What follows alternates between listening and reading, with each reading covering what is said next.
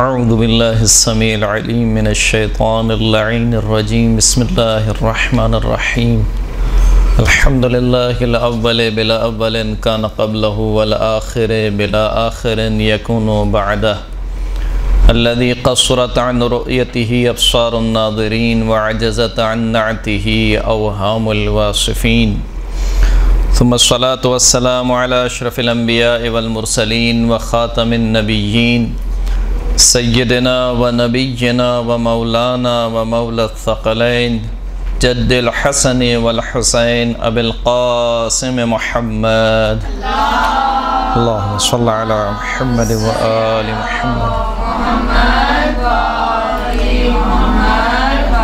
وعلى آله الطيبين الطاهرين المعصومين المنتجبين المنتخبين الميامين الذين أذهب الله عنهم الرجس وطهرهم تطهيرا اللهم صل على محمد وآل محمد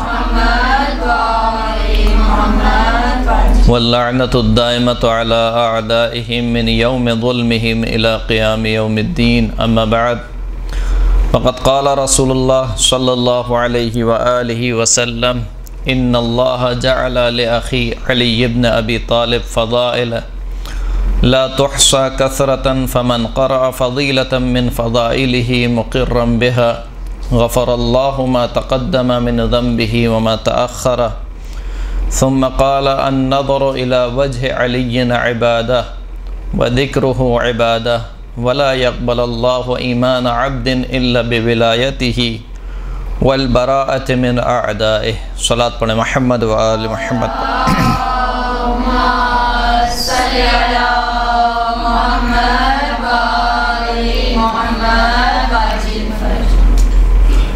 آج کا درس ہے مولا کائنات امیر المؤمنین علی بن ابی طالب علیہ السلام کے فضائل کے بارے میں ہے۔ مولا کائنات کی ہستی وہ ہستی ہے کہ جن کی سیرت کا اور جن کی زندگی کا ہر گوشہ فضائل سے بھرا ہوا ہے، یعنی مولا کی سیرت کا کوئی ایسا پہلو نہیں ہے جس میں کوئی فضیلت نہ ہو۔ سیرت کا ہر پہلو، زندگی کا ہر گوشہ فضیلت سے بھرا ہوا ہے، فضیلت کا مرقع ہے۔ مولا کائنات کی ہستی وہ ہستی ہے کہ جن کا سونا فضیلت ہے، جن کا اٹھنا فضیلت ہے، جن کی نماز فضیلت ہے، جن کا جہاد فضیلت ہے، جن کا حج انجام دینا فضیلت ہے، جن کی زکوٰۃ دینا فضیلت ہے۔ غرض یہ کہ زندگی کا ہر پہلو فضیلت سے بھرا ہوا ہے، اور یہ فضائل تو وہ ہیں جو ہمارے سامنے آشکار ہو گئے ہیں۔ کتنے ہی فضائل ایسے ہیں کہ جو ہمارے سامنے آشکار نہیں ہوئے۔ کثرت فضائل کے بارے میں خود مسلمانوں کا اعتراف ہے، یہاں تک کہ ریاض النظرہ میں ابن خطاب سے روایت ہے کہ وہ کہتے ہیں کہ قال رسول اللہ صلی اللہ علیہ وآلہ وسلم اللہم صل علی محمد وآل محمد۔ جب بھی حضور کا نام آئے تو صلوات جو ہے وہ بلند آواز سے پڑھا کریں۔ اللہم صل علی محمد وآل محمد۔ اچھا، یہ بات میں نے اسی وجہ سے نہیں کہی ہے کہ میں اپنے لیے یہ بات کہہ رہا ہوں، خود سرکار کا ارشاد گرامی ہے کہ ارفعوا اصواتکم بالصلاۃ علیہ، مجھ پر درود بھیجتے وقت اپنی آوازوں کو بلند کیا کرو، کیونکہ مجھ پر درود بھیجنا نفاق کو دور کر دیتا ہے۔ تو سرکار ارشاد فرماتے ہیں کہ مکتسب مثل فضل علی یہدی صاحبہ الی الہدی ویردہ عن الردی۔ سرکار فرماتے ہیں کہ کسی فضیلت حاصل کرنے والے نے علی ابن ابی طالب کی جیسی فضیلت حاصل نہیں کی، یعنی جتنے فضائل علی ابن ابی طالب نے حاصل کیے ہیں اتنے کسی نے حاصل نہیں کیے۔ اور علی کی فضیلت کیا ہے؟ یہدی صاحبہ الی الہدی، علی ابن ابی طالب اپنے صاحب کو، اپنے ہم نشین کو ہدایت کرتا ہے صراط مستقیم کی طرف، وَيَرُدَّهُ عَنِ الرَّدَى، اور اپنے صاحب کو، اپنی پیروی کرنے والے کو روک دیتا ہے ہلاکت سے۔ اسی طریقے سے المستدرک علی الصحیحین میں محمد ابن منصور کہتا ہے کہ میں نے مسلمانوں کے امام احمد ابن حنبل کے صحاح ستہ میں سے، جن کی ایک کتاب مسند احمد ابن حنبل مشہور ہے، وہ کہتا ہے کہ میں نے احمد ابن حنبل کو کہتے ہوئے سنا کہ وہ کہہ رہے تھے کہ ما جاء لأحد من اصحاب رسول اللہ صلی اللہ علیہ وآلہ وسلم من الفضائل ما جاء لعلی ابن ابی طالب، رسول اللہ کے فضائل میں سے، رسول اللہ کے اصحاب میں سے کسی کے لیے بھی اتنے فضائل احادیث میں وارد نہیں ہوئے کہ جتنے علی ابن ابی طالب علیہ السلام کے لیے وارد ہوئے ہیں۔ کتاب استیعاب میں نقل ہوا کہ لم یروى فی فضائل احد من الصحابۃ بالاسانید الحسان ما روی فی فضائل علی ابن ابی طالب، فرماتے ہیں کہ کسی بھی صحابی کے لیے اچھی اسناد کے ساتھ، حسن اسناد کے ساتھ، جن کی سند حسن ہو، قابل قبول ہوں، حسن اسناد کے ساتھ کسی بھی صحابی کے لیے اتنے فضائل نقل نہیں ہوئے کہ جتنے علی ابن ابی طالب کے لیے نقل ہوئے ہیں۔ یعنی اس میں دو باتیں ہیں، ایک بات تو یہ ہے کہ جتنے فضائل علی کے لیے نقل ہوئے کسی کے لیے نہیں ہوئے، دوسری بات یہ ہے کہ علی کے جتنے فضائل نقل ہوئے ہیں وہ سب صحیح سند کے ساتھ نقل ہوئے ہیں، حسن سند کے ساتھ نقل ہوئے ہیں۔ دوسروں کے فضائل بھی نقل ہوئے ہیں، جیسے کہ مسلمان ہمیں سناتے بھی ہیں، لیکن ان کے فضائل کی کوئی سند جو ہے وہ ضعیف ہے۔ مثال کے طور پر مشہور روایت ہے جو مسلمان اکثر پڑھتے بھی ہیں کہ اگر میرے بعد کوئی نبی ہوتا تو فلاں صحابی ہوتا، یا مثال کے طور پر کہا گیا کہ خلیفہ اول اور خلیفہ دوم جنت کے بوڑھوں کے سردار ہیں۔ یہ تمام کے تمام روایت اور اس سے مشابہ ملتی جلتی روایت ہیں گی، ان کی سند سب کی ضعیف ہے۔ اول تو یہ فضیلت نہیں ہے، اور دوم یہ کہ ان کی جو اسناد ہیں وہ اسناد بھی ضعیف اسناد ہیں، لیکن علی ابن ابی طالب کے تمام فضائل حسن اسناد کے ساتھ نقل ہوئے ہیں۔ تو یہ علی ابن ابی طالب، اور جیسا کہ میں نے آپ کی خدمت میں سرنامہ کلام کے طور پر سرکار ختمی مرتبت کا قول نقل کیا، فرماتے ہیں کہ ان اللہ جعل لاخی علی ابن ابی طالب فضائل لا تحصى کثرتا، بے تحقیق اللہ نے میرے بھائی علی ابن ابی طالب کے لیے وہ فضائل قرار دیے ہیں کہ جن کو شمار نہیں کیا جا سکتا۔ اور ایک دوسری روایت میں ہے کہ اللہ نے میرے بھائی علی ابن ابی طالب کے لیے اتنے فضائل قرار دیے ہیں کہ ان کو سوائے اللہ کے اور کوئی شمار نہیں کر سکتا۔ اور پھر سرکار ارشاد فرماتے ہیں کہ من قرأ فضیلۃ من فضائلہ، جو شخص بھی علی کی فضیلت میں سے کسی ایک فضیلت کو پڑھے، مقرم بہا، اور صرف پڑھ کے چھوڑ نہ دے بلکہ اس کا اقرار بھی کرتا ہو، اس فضیلت کا اقرار بھی کرتا ہو، تو اس کی جزا کیا ہے؟ غفر اللہ سبحانہ وتعالی ما غفر اللہ سبحانہ وتعالی لہ ما تقدم من ذنبہ وما تأخر، خداوند کریم اس کے تمام پچھلے گناہوں کو بخش دیتا ہے۔ جو شخص بھی علی ابن ابی طالب کے فضائل میں سے کسی ایک فضیلت کو پڑھے اس حال میں کہ اس فضیلت کا اقرار بھی کرتا ہو، تو اس کی جزا کیا ہے، اس کا ثواب کیا ہے کہ خداوند کریم اس کے تمام پچھلے گناہوں کو بخش دیتا ہے۔ وَمَنْ كَتَبَ فَضِيلَةً مِّن فَضَائِلِهِ لَمْ تَزَلِ الْمَلَائِكَةُ تَسْتَغْفِرُ لَهُ مَا بَقِيَ لِتِلْكَ الْكِتَابَةِ رَسْمٌ، اگر کوئی شخص علی کے فضائل میں سے کسی ایک فضیلت کو لکھے، جیسے آپ سب الحمدللہ لکھ رہی ہیں، اتنے لکھنے میں مگن ہیں کہ سن نہیں رہی ہیں، اگر علی ابن ابی طالب کے فضائل میں سے کسی ایک فضیلت کو لکھے تو اس کی جزا کیا ہے؟ خدا کریم رسول خدا ارشاد فرماتے ہیں کہ لم تزل الملائکۃ تستغفر لہ، جب تک اس لکھے ہوئے صفحے کے اوپر اس کتابت میں سے کوئی خط اس کا باقی رہے گا، اس وقت تک ملائکہ اس کے لیے استغفار کرتے رہیں گے، اس وقت تک۔ اب جو پینسل سے لکھ رہا ہے وہ خود سوچ لے، اور جو پین سے لکھ رہا ہے وہ خود سوچ لے کب تک باقی رہے گا۔ بہرحال تو ملائکہ اس وقت تک اس کے لیے استغفار کرتے رہیں گے جب تک اس کتابت کا کوئی اثر باقی رہے گا۔ وَمَنِ اسْتَمَعَ إِلَى فَضِيلَةٍ مِّن فَضَائِلِهِ، اور جو شخص علی کے فضائل میں سے کسی فضیلت کو سنے، الحمدللہ یہاں پہ سارے کام ہو رہے ہیں، لکھ بھی رہے ہیں اور سن بھی رہے ہیں اور پڑھ بھی رہے ہیں۔ پہلا ثواب تھا پڑھنے کے بارے میں، دوسرا ثواب تھا لکھنے کے بارے میں، تیسرا ثواب ہے سننے کے بارے میں۔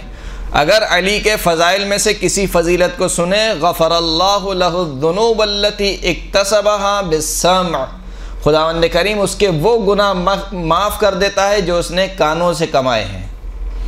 کانوں کے گناہ کون سے ہیں؟ غیبت، سب سے رائج گناہ ہے عورتوں میں۔ کانوں کا گناہ کیا ہے؟ غیبت کو سننا، یا مثال کے طور پر مردوں کا رائج گناہ کیا ہے؟ گانا سننا۔ تو خداوند کریم اس کے وہ گناہ معاف کر دے گا جو اس نے کانوں کے ذریعے سے کمائے ہیں۔ وَمَن نَظَرَ إِلَى كِتَابٍ مِّن فَضَائِلِهِ، اور جو شخص کسی ایسی کتاب کی طرف نگاہ کرے، کسی ایسے ورق کی طرف نگاہ کرے کہ جس میں علی کی فضیلت لکھی ہوئی ہو، جیسے ابھی آپ لکھ رہی ہیں، بعد میں انشاءاللہ اس کو دیکھیں گی۔ تو اگر کوئی شخص علی کے فضائل میں سے کسی فضیلت کو لکھا ہوا دیکھے، غفر اللہ الذنوب التی اکتسبہا بالنظر، خداوند کریم اس کے وہ گناہ بخش دیتا ہے جو اس نے آنکھوں سے کمائے ہیں۔ اب اس کے بعد اللہ کے رسول ارشاد فرماتے ہیں ثم قال النظر الى وجہ علی عبادہ، علی کے چہرے کی طرف نگاہ کرنا عبادت ہے۔ یہ کسی صحابی کے لیے اللہ کے رسول نے ارشاد نہیں فرمایا، یہاں تک کہ ام المومنین فرماتی ہیں کہ ایک روز میرے بابا گھر میں آئے اور مسلسل علی ابن ابی طالب کے چہرے کی طرف دیکھ رہے تھے۔ تو میں نے ان سے پوچھا کہ کیا ہوا ہے آپ کو کہ آپ مسلسل آنکھیں ٹکا کر دیکھ رہے ہیں علی ابن ابی طالب کی طرف؟ تو میرے بابا نے کہا کہ کیا تو نے رسول اللہ کا یہ قول نہیں سنا کہ النظر الی وجہ علی عبادہ، کہ علی کے چہرے کو دیکھنا عبادت ہے۔ مسجد النبوی میں تمام اصحاب مشغول تھے نمازوں میں، کوئی نماز پڑھ رہا ہے، کوئی قرآن پڑھ رہا ہے۔ کونے میں جناب ابو ذر تھے، وہ کچھ نہیں کر رہے تھے، فقط علی ابن ابی طالب کو دیکھ رہے تھے۔ تو کہا کہ کوئی نماز پڑھ رہا ہے، کوئی قرآن پڑھ رہا ہے، آپ ایسے ہی بیٹھے ہوئے؟ کہا نہیں، وہ بھی عبادت کر رہے ہیں، میں بھی عبادت کر رہا ہوں۔ کیا تو نے رسول اللہ کو نہیں سنا کہ النظر الی وجہ علی عبادہ، علی کے چہرے کی طرف دیکھنا عبادت ہے۔ اب یہ فضیلت ہے، لیکن بہرحال کچھ مسلمان اس کی تعویل کرتے ہیں کہ یہ جو اللہ کے رسول نے کہا ہے نا کہ النظر الی وجہ علی عبادہ، اس کی وجہ کیا ہے؟ کہ اس کی وجہ یہ ہے کہ مولا کائنات کی زبان مبارک پر ہمیشہ کلمہ لا الہ الا اللہ رہتا تھا، ہمیشہ۔ تو جب بھی کوئی علی ابن ابی طالب کو دیکھتا تھا تو وہ اس کلمے کی یاد میں محو ہو جاتا تھا کہ وہ کلمہ جو مولا کی زبان پر جاری ہوا۔ اب بہرحال روایت میں تو ایسی کوئی چیز ذکر نہیں ہوئی کہ علی ابن ابی طالب کے چہرے کو اس لیے دیکھنا عبادت ہے کہ اس کے دیکھنے سے کلمہ توحید یاد آ جاتا ہے، لیکن کم از کم اتنا تو پتہ چل گیا کہ علی کا چہرہ وہ ہے جو توحید کا آئینہ دار ہے، کہ جو توحید کو بیان کرنے والا ہے۔ پھر فرمایا کہ ذکرہ عبادہ، علی کا ذکر بھی عبادت ہے۔ ولا يقبل اللہ ایمان عبد، خداوند کریم کسی بندے کا ایمان قبول نہیں کرے گا الا بولایتہ، مگر علی کی ولایت کے سبب، والبراءۃ من اعدائہ، اور پھر فقط ولایت کا ہونا کافی نہیں ہے، علی کے دشمنوں سے براءت بھی رکھے، اظہار بیزاری بھی کرے۔ صرف علی کو مان لینا کافی نہیں ہے، علی کے دشمنوں کو نہ ماننا بھی ضروری ہے۔ تو یہ علی ابن ابی طالب کے فضائل ہیں کہ جو کثرت کے اعتبار سے قابل شمار نہیں ہے. ہر فضیلت پر ثواب خداوند کریم عطا کر رہا ہے. یہاں تک کہ علی کو دیکھنا عبادت ہے، علی کا ذکر عبادت ہے. زینوا مجالسکم بذکر علی ابن ابی طالب، اپنی مجالس کو زینت بخشو. کس کے ذکر سے؟ علی کے ذکر سے اپنی مجالس کو زینت بخشو. یعنی وہ ذکر کتنا بلند ہوگا کہ جس کے متعلق خود اللہ کے رسول کہہ رہے ہیں کہ اپنی مجالس کو علی کے ذکر سے مزین کرو، زینت بخشو. ممکن ہے کہ کسی کے ذہن میں سوال آئے کہ بھلا کیوں نہ ہم اپنی مجالس کو اللہ کے ذکر سے مزین کریں. اللہ کا ذکر بہرحال خداوند کریم ہے، وہ خداوند کریم کہ جس نے علی کو فضائل عطا کیے ہیں. علی ابن ابی طالب کے پاس جو کچھ ہے وہ سب کس کا دیا ہوا ہے؟ اللہ کا دیا ہوا ہے. اللہ کمال مطلق ہے، کمال مطلق. اس کے فضائل، اللہ کے فضائل کسی کے دیے ہوئے نہیں ہیں. اہل بیت اطہار کے فضائل کس کے دیے ہوئے ہیں؟ اللہ کے دیے ہوئے ہیں. اہل بیت اطہار نے اپنے آپ کو اس اہلیت پر پہنچایا ہے کہ جس سے اللہ نے ان کو فضائل عطا کیے ہیں. تو کیوں نہ ہم اللہ کا ذکر کریں بجائے اس کے کہ ہم علی کا ذکر کریں. تو معصوم ارشاد فرماتے ہیں کہ ان ذکرنا من ذکر اللہ و ان ذکر عدونا من ذکر الشیطان. بتحقیق ہمارا ذکر اللہ کا ذکر ہے اور ہمارے دشمنوں کا ذکر شیطان کا ذکر ہے. مجتمع قوم فی مجلس لم یذکر اللہ ولم یذکرنا الا کان ذلک المجلس حسرۃ علیہم یوم القیامہ. کوئی قوم بھی کسی مجلس میں اکٹھے بیٹھتی نہیں ہے، جمع نہیں ہوتی ہے، ایسی مجلس کہ جس میں نہ اللہ کا ذکر ہو اور نہ ہم محمد اور آل محمد کا ذکر ہو. صلی علی محمد و آل محمد. فرماتے ہیں کہ یہ جو مجلس ہے، یہ جو محفل ہے کہ جس میں نہ اللہ کا ذکر ہو رہا ہے نہ ہمارا ذکر ہو رہا ہے، یہ محفل، یہ مجلس ان مجلس میں بیٹھنے والوں کے لیے قیامت کے دن حسرت بن جائے گی. یعنی کیا مطلب حسرت بن جائے گی؟ یعنی وہ حسرت کریں گے کہ کاش ہم اس طریقے سے نہ بیٹھتے، کاش ہم بیٹھ رہے تھے ادھر کی فضول گفتگو کر رہے تھے. اکثر ایسا ہوتا ہے کہ ہم آپس میں بیٹھتے ہیں دوست و احباب کے ساتھ اور گفتگو کرتے چلے جاتے ہیں، یا تو اگر مثال کے طور پر گناہ نہ بھی ہو تب بھی لا حاصل گفتگو ہوتی ہے، بغیر معنی اور بغیر فائدے کی گفتگو. مومن وہ ہوتا ہے کہ جس کا کلام بامانی ہوتا ہے، جس کی گفتگو بامانی ہوتی ہے. تو بس اوقات انسان بیٹھتا ہے، گفتگو کرتا چلا جاتا ہے، یہاں تک کہ وہ گفتگو آہستہ آہستہ جو شروع ہوئی تھی حلال سے کھنچ کر آ جاتی ہے کہاں پر؟ حرام کی طرف. ہوتا ہے یا نہیں ہوتا ہے؟ بات نکلی تھی مثال کے طور پر کل تم شادی میں آئی تھی، اس میں کوئی حرام کام نہیں ہے. اچھا شادی میں کیا تھا؟ مثلا فلاں فلاں تھا. شادی میں کھانا کیا تھا؟ فلاں فلاں تھا. اب تم نے اس کو دیکھا تھا کہ وہ فلاں کر کے آئی تھی، تم نے فلاں کو دیکھا تھا وہ اس طریقے سے آئی تھی. یا مثال کے طور پر مردوں کی گفتگو کہ تم نے فلاں کو دیکھا تھا وہ کیسا لباس پہنا ہوا تھا، تم نے فلاں کو دیکھا تھا وہ کس حلیے میں آیا تھا. تو بہرحال ایسی گفتگو کرنے سے بہتر ہے کہ انسان اللہ کا ذکر کرے یا محمد اور آل محمد کا ذکر کرے. اس لیے کہ اللہ کا ذکر جدا نہیں ہے محمد اور آل محمد سے. اللہ کا ذکر اگر کوئی شخص محمد اور آل محمد کا ذکر کر رہا ہے اس کا مطلب یہ ہے کہ وہ اللہ کا ذکر کر رہا ہے. عباد ابن کثیر ایک راوی ہے، وہ یہ کہتا ہے کہ میں نے چھٹے امام کی خدمت میں عرض کی کہ ابھی جب میں آپ کی خدمت میں آ رہا تھا تو میرا گزر ہوا ایک ایسے شخص سے کہ جو قصہ سنایا کرتا تھا. یعنی اس کا کام یہی تھا، قصہ گوئی، داستانیں سنایا کرتا تھا.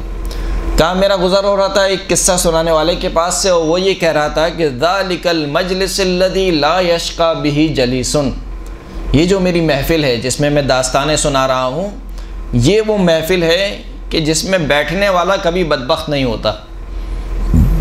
امام نے سنا اور کہا کہ ہیہات ہیہات ہیہات، کتنا دور ہے، کتنا دور ہے۔ پھر امام نے فرمایا کہ ان للہ ملائکۃ سیاحین سوی الکرام الکاتبین، خداوند کریم کے کچھ ملائکہ ہیں جو سیر کرتے ہیں۔ سیاحین سیاحت سے نکلا ہے، سیر کرتے ہیں۔ سوی الکرام الکاتبین، کرام الکاتبین کے علاوہ۔ کرام الکاتبین کون سے ملائکہ ہیں؟ جو ہمارے اعمال لکھتے ہیں۔ کرام الکاتبین کے علاوہ کچھ ملائکہ ہیں جو زمین میں سیر کرتے ہیں۔ سیر کرتے ہیں، کیا کرتے ہیں؟ فرماتے ہیں کہ فَإِذَا مَرُّوا بِقَوْمٍ يَذْكُرُونَ مُحَمَّدًا وَآلَ مُحَمَّدٍ قَالُوا قِفُوا فَقَدْ أَصَبْتُمْ حَاجَتَكُمْ، جب وہ گزرتے ہیں کسی ایسی قوم کے پاس سے جو محمد اور آل محمد کا ذکر کر رہی ہوتی ہے، تو ملائکہ آپس میں کہتے ہیں کہ قِفُوا، رک جاؤ، ٹھہر جاؤ۔ فَقَدْ أَصَبْتُمْ حَاجَتَكُمْ، تمہیں تمہاری حاجت مل گئی، یعنی تم جس کام کے لیے نکلے تھے وہ کام پورا ہو گیا۔ انسان بسا اوقات نکلتا ہے بہت سے کاموں کے لیے، بسا اوقات وہ کام نہیں ہوتے، بسا اوقات وہ کام ہو جاتے ہیں۔ وہ ملائکہ کہتے ہیں کہ ہم جس چیز کے لیے سیر کر رہے تھے وہ کام ہمیں مل گیا، قفو، یہاں پر ٹھہر جاؤ۔ فَيَجْلِسُونَ، بس یہ ملائکہ ان محمد اور آل محمد کا ذکر کرنے والوں کے ساتھ بیٹھ جاتے ہیں۔ یہ کافی کی روایت ہے، محمد اور آل محمد کا ذکر کرنے کے بعد کرنے والوں کے ساتھ بیٹھ جاتے ہیں۔ فَيَفْقَهُونَ مَعَهُمْ، اور بیٹھنے کے بعد صرف بیٹھتے نہیں ہیں، جیسے بسا اوقات کچھ لوگ مجلس میں آتے ہیں وہ صرف اصالہ ثواب کے لیے آتے ہیں وہ چلے جاتے ہیں، اب مولانا نے کیا پڑھا اور کیا سنا ان کو نہیں معلوم، بہرحال ثواب تو حاصل ہو جاتا ہے۔ کہتے ہیں کہ وہ بیٹھتے ہیں، فَيَفْقَهُونَ مَعَهُمْ، بیٹھنے کے بعد صرف بیٹھنے پر اکتفا نہیں کرتے، وہ جو ذکر کر رہے ہوتے ہیں اس کو سمجھتے ہیں۔ یفقہون فقہ سے نکلا ہے۔ فقہ کے معنی کیا ہے؟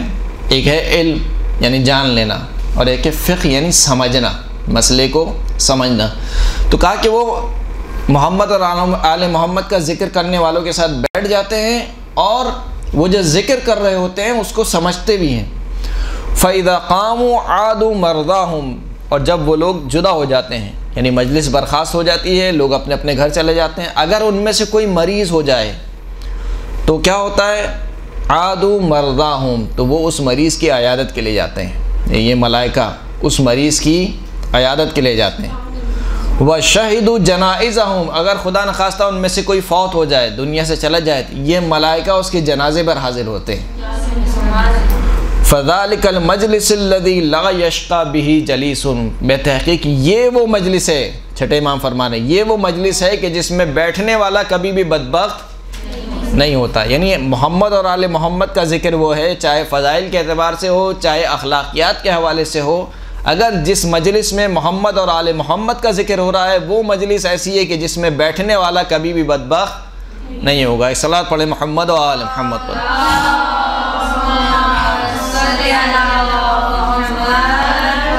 اور بالخصوص وہ مجلس کہ جس میں امیر المومنین کے فضائل بیان کیے جائیں، اس مجلس کے بارے میں ام سلمہ سے روایت ہے، فرماتی ہیں کہ سمعت رسول اللہ صلی اللہ علیہ وآلہ وسلم، میں نے رسول اللہ صلی اللہ علیہ وآلہ وسلم کو کہتے ہوئے سنا، یقول مجتمع قوم یذکرون فضل علی ابن ابی طالب، کوئی قوم بھی جمع نہیں ہوتی ایسی قوم جو علی ابن ابی طالب کی فضیلت کو ذکر کرے، فضائل کو ذکر کرے۔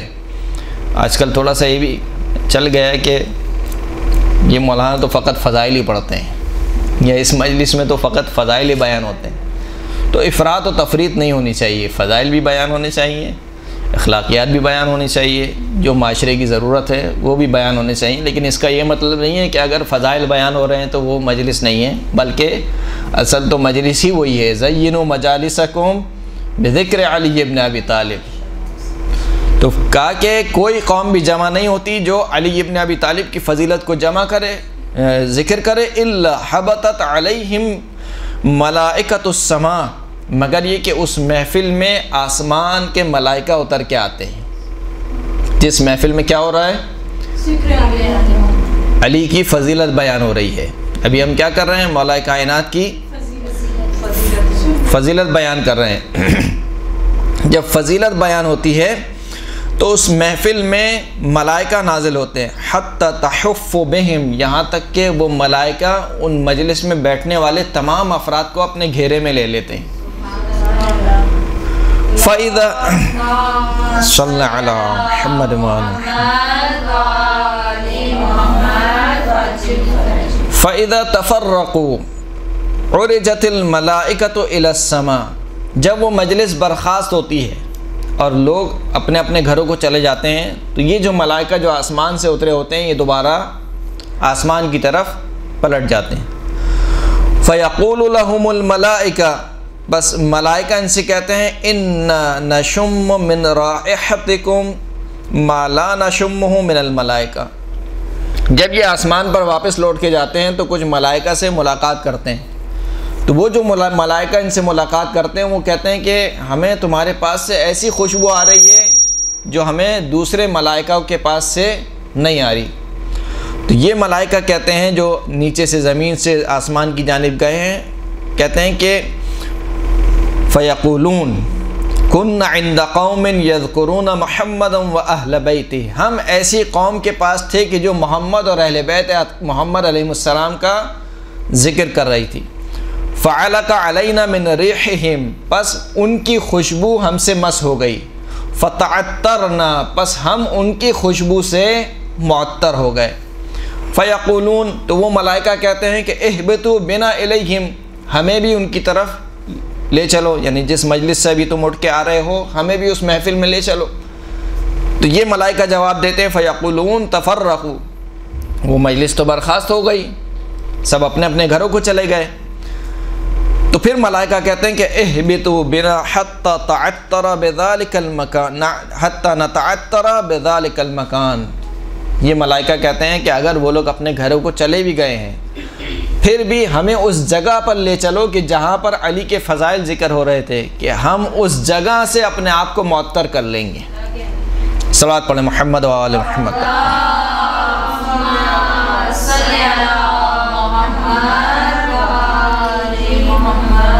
تو یہ جو مولا کائنات کے فضائل ہیں یہ فقط فضائل نہیں ہیں، جتنی بھی فضیلتیں مولا کائنات کی بیان ہوئی ہیں، کسی بھی انسان کی زندگی کے یا کسی بھی انسان کے وجود کے 3 مرحلے ہیں۔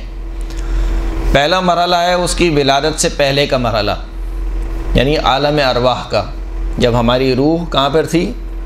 عالم ارواح میں تھی، یا عالم زر جسے کہا جاتا ہے۔ پہلا مرحلہ وہاں کا، یا وہ جو بھی عالم ہے بہرحال وہاں کا ایک مرحلہ ہے۔ دوسرا مرحلہ ہے اس دنیا میں آ جانے کے بعد کا مرحلہ، یعنی دنیاوی زندگی۔ اور تیسرا مرحلہ ہے اس دنیا سے رخصت ہونے کے بعد کا مرحلہ۔ یہ 3 مرحلے ہیں، ولادت سے پہلے کا مرحلہ جسے ہم عالم زر یا عالم ارواح کہتے ہیں، ولادت کے بعد کا مرحلہ جو کہ دنیاوی زندگی ہے، اور پھر اس کے بعد مر جانے کے بعد جو برزخ سے لے کر محشر تک، قیامت تک کا مرحلہ ہے۔ یہ 3 مرحلے ہیں۔ سوائے اہل بیت کے آپ کو کوئی ایسا فرد نہیں ملے گا کہ جس کے وجود کے یہ تینوں مرحلے فضیلتوں سے بھرے ہوئے ہوں، سوائے اہل بیت اطہار کے۔ یعنی اہل بیت اطہار کی ہستیاں وہ ہستیاں ہیں کہ ولادت سے پہلے بھی بافضیلت ہیں، ولادت کے بعد بھی بافضیلت ہیں، اور اس دنیا سے رخصت ہونے کے بعد بھی بافضیلت ہیں۔ لہذا روایت نقل ہوتی ہے، ایک صلوات پڑھیں محمد و آل محمد۔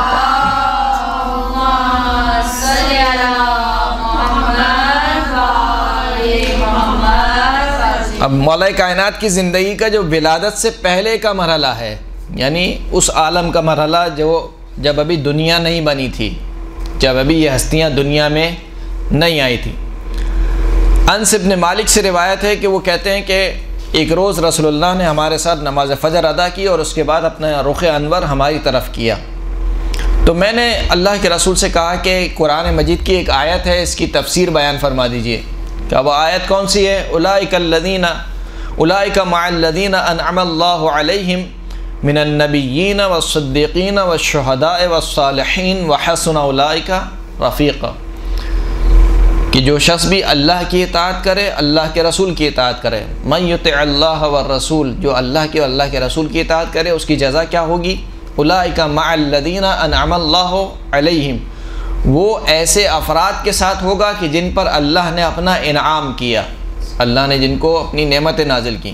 وہ کون لوگ ہیں جن پر اللہ نے اپنا انعام کیا؟ من النبیین، وہ نبیوں کے ساتھ ہوگا، والصدیقین، وہ صدیقوں کے ساتھ ہوگا، والشہداء، شہداء کے ساتھ ہوگا، والصالحین، اور صالح افراد کے ساتھ ہوگا، وحسن اولئک رفیقا، اور ہم نشینی کے اعتبار سے یہ افراد کتنے ہی اچھے ہیں۔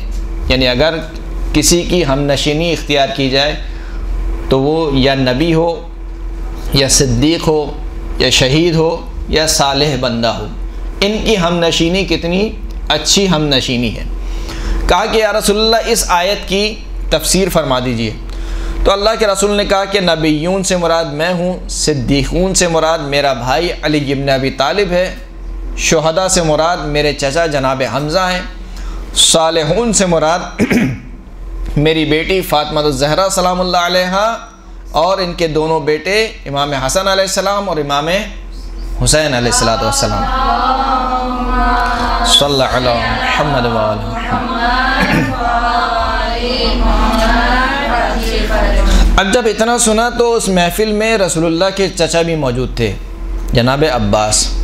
وہ ایک دم سے کھڑے ہوئے اور رسول اللہ کے آگے آ کے بیٹھ گئے اور کہا کہ یا رسول اللہ، کیا ہم، یعنی خود اپنے آپ کو کہہ رہے ہیں، ہم اور آپ اور علی اور ان کا جناب فاطمہ الزہرا سلام اللہ علیہا اور جناب حسن علیہ السلام، امام حسین علیہ السلام، کیا ہم اور یہ افراد کیا ایک ہی نسل سے نہیں ہیں؟ یعنی بہرحال سلسلہ نسب تو ایک ہی ہے۔ تو اللہ کے رسول نے کہا کہ کیف ذالک یا عم، کیوں آپ یہ سوال کر رہے ہیں؟ فرمایا کہ کیونکہ آپ نے جب بات آئی صالحین کی یا مثال کے طور پر صدیقین کی تو آپ نے تعارف کرایا اہل بیت اطہار کے ذریعے سے، فاطمہ کے ذریعے سے، حسن کے ذریعے سے، حسین کے ذریعے سے، علی ابن ابی طالب کے ذریعے سے۔ اس میں ہمارا کہیں ذکر نہیں ہے۔ جناب عباس کہتے ہیں کہ ہمارا کہیں ذکر نہیں ہے، حالانکہ ہم ایک ہی نسل سے۔ تو اب اللہ کے رسول نے فرمایا فتبسم النبی، اللہ کے رسول نے مسکرائے، تبسم ظاہر کی، فرمایا کہ جہاں تک تمہارا یہ قول ہے کہ کیا ہم ایک نسل سے نہیں ہیں تو ہم ایک نسل سے ہیں، لیکن ان اللہ تعالی خلقنی وعلیا وفاطمۃ والحسن والحسین قبل ان یخلق اللہ آدم حین لا سماء مبنیہ ولا ارض مرحیہ ولا ظلمۃ ولا نور ولا جنت ولا نار ولا شمس ولا قمر۔ اللہم صلی علی محمد وآل محمد۔ لیکن اے میرے چچا، اللہ نے جب مجھے خلق کیا، علی کو خلق کیا، فاطمہ کو، حسن کو اور حسین کو کب خلق کیا؟ قبل اس کے کہ اللہ حضرت آدم کو خلق کرتا، قبل اس کے کہ آسمان کو خلق کرتا، قبل اس کے کہ زمین کے فرش کو بچھاتا، قبل اس کے کہ تاریکی کو خلق کرتا، قبل اس کے کہ نور کو خلق کرتا، قبل اس کے جنت کو خلق کرتا، قبل اس کے کہ جہنم کو خلق کرتا، قبل اس کے کہ سورج اور چاند کو خلق کرتا۔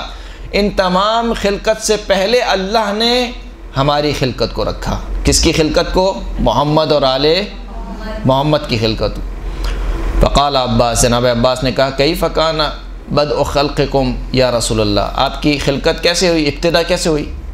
تو اللہ کے رسول نے فرمایا کہ یا عمی، اے میرے چچا، لما اراد اللہ تعالی ان یخلقنا تکلم بکلمۃ خلق منها نورا ثم تکلم به کلمۃ فخلق منها روحا فمزج النور بالروح فخلقنی واخی علی وفاطمۃ والحسن والحسین فكنا نسبح اللہ حین لا تسبیح ونقدسه حین لا تقدیس۔ فرماتے ہیں کہ اے میرے چچا، اللہ نے جب ہمیں خلق کرنا چاہا تو ایک کلمہ ایجاد کیا، اس کلمے سے نور خلق ہوا، پھر دوبارہ ایک کلمہ کہا تو اس کلمے سے روح خلق ہوئی، پھر اللہ نے اس نور کو اس روح سے ملا دیا۔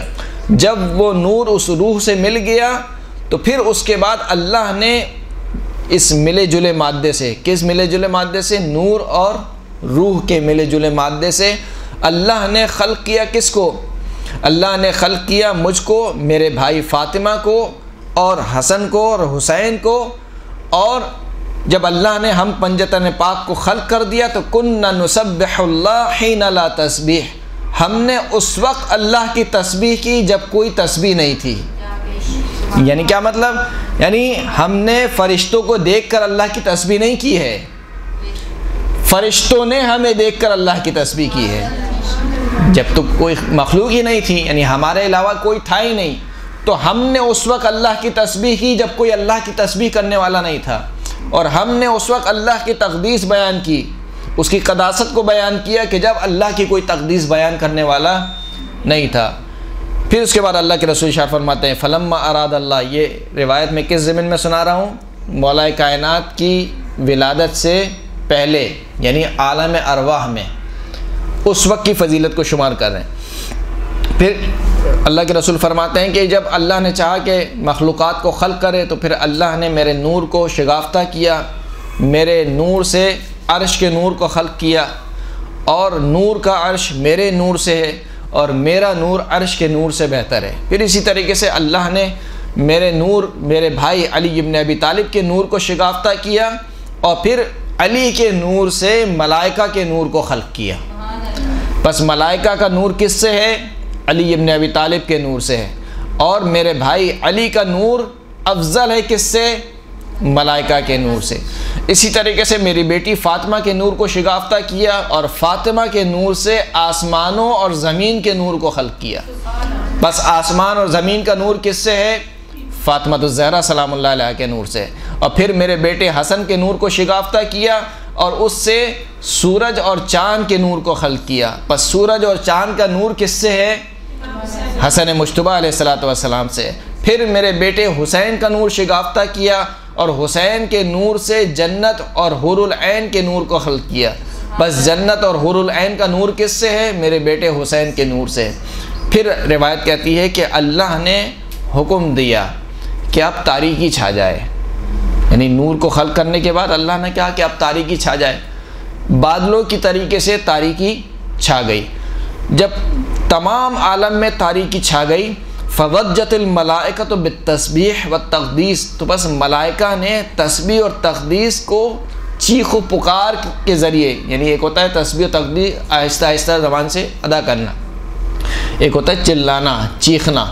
ملائکہ چیخنے لگے، لیکن چیخنے سے مراد یہ نہیں کہ فقط آواز نکالنے لگے، تسبیح اور تقدیس، یعنی اتنی بلند آواز سے تسبیح و تقدیس کی کہ گویا وہ چیخنے کی مانند لگ رہی تھی، اور کہنے لگے قالت الہنا و سیدنا منذ خلقتنا وعرفتنا هذه الاشباح لم نرى بوسا، اے خداوند کریم، اے ہمارے سید و سردار، جب سے تو نے ہمیں خلق کیا ہے اور جب سے تو نے ہمیں ان پنجتن پاک کی معرفت کرائی ہے، ہم نے کوئی برائی نہیں دیکھی۔ بس یہ کیسی تاریکی ہے جو اب چھا گئی ہے، ہم تجھے واسطہ دیتے ہیں ان پنجتن پاک کا، یعنی ان ہستیوں کا، ان انوار کا جو تو نے خلق کیے ہیں، کہ خداوند کریم ہم سے اس تاریکی کو دور کر دے۔ تو روایت کہتی ہے فَأَخْرَجَ اللَّهُ مِن نُّورِ ابْنَتِ فاطمہ قنادیل معلقۃ فی بطنان العرش فَأَزْهَرَتِ السَّمَاوَاتُ وَالْأَرْض، پس خداوند کریم میری بیٹی فاطمہ کے نور سے قندیلیں لٹکا دے گا، اس قندیلوں کے ذریعے سے آسمانوں اور زمین کیا ہو جائیں گے؟ منور ہو جائیں گے۔ ثم اشرقت بنورها فلأجل ذلك سمیت زہرا، اسی وجہ سے فاطمہ کو زہرا کہا گیا۔ صلی اللہ علیہ وسلم۔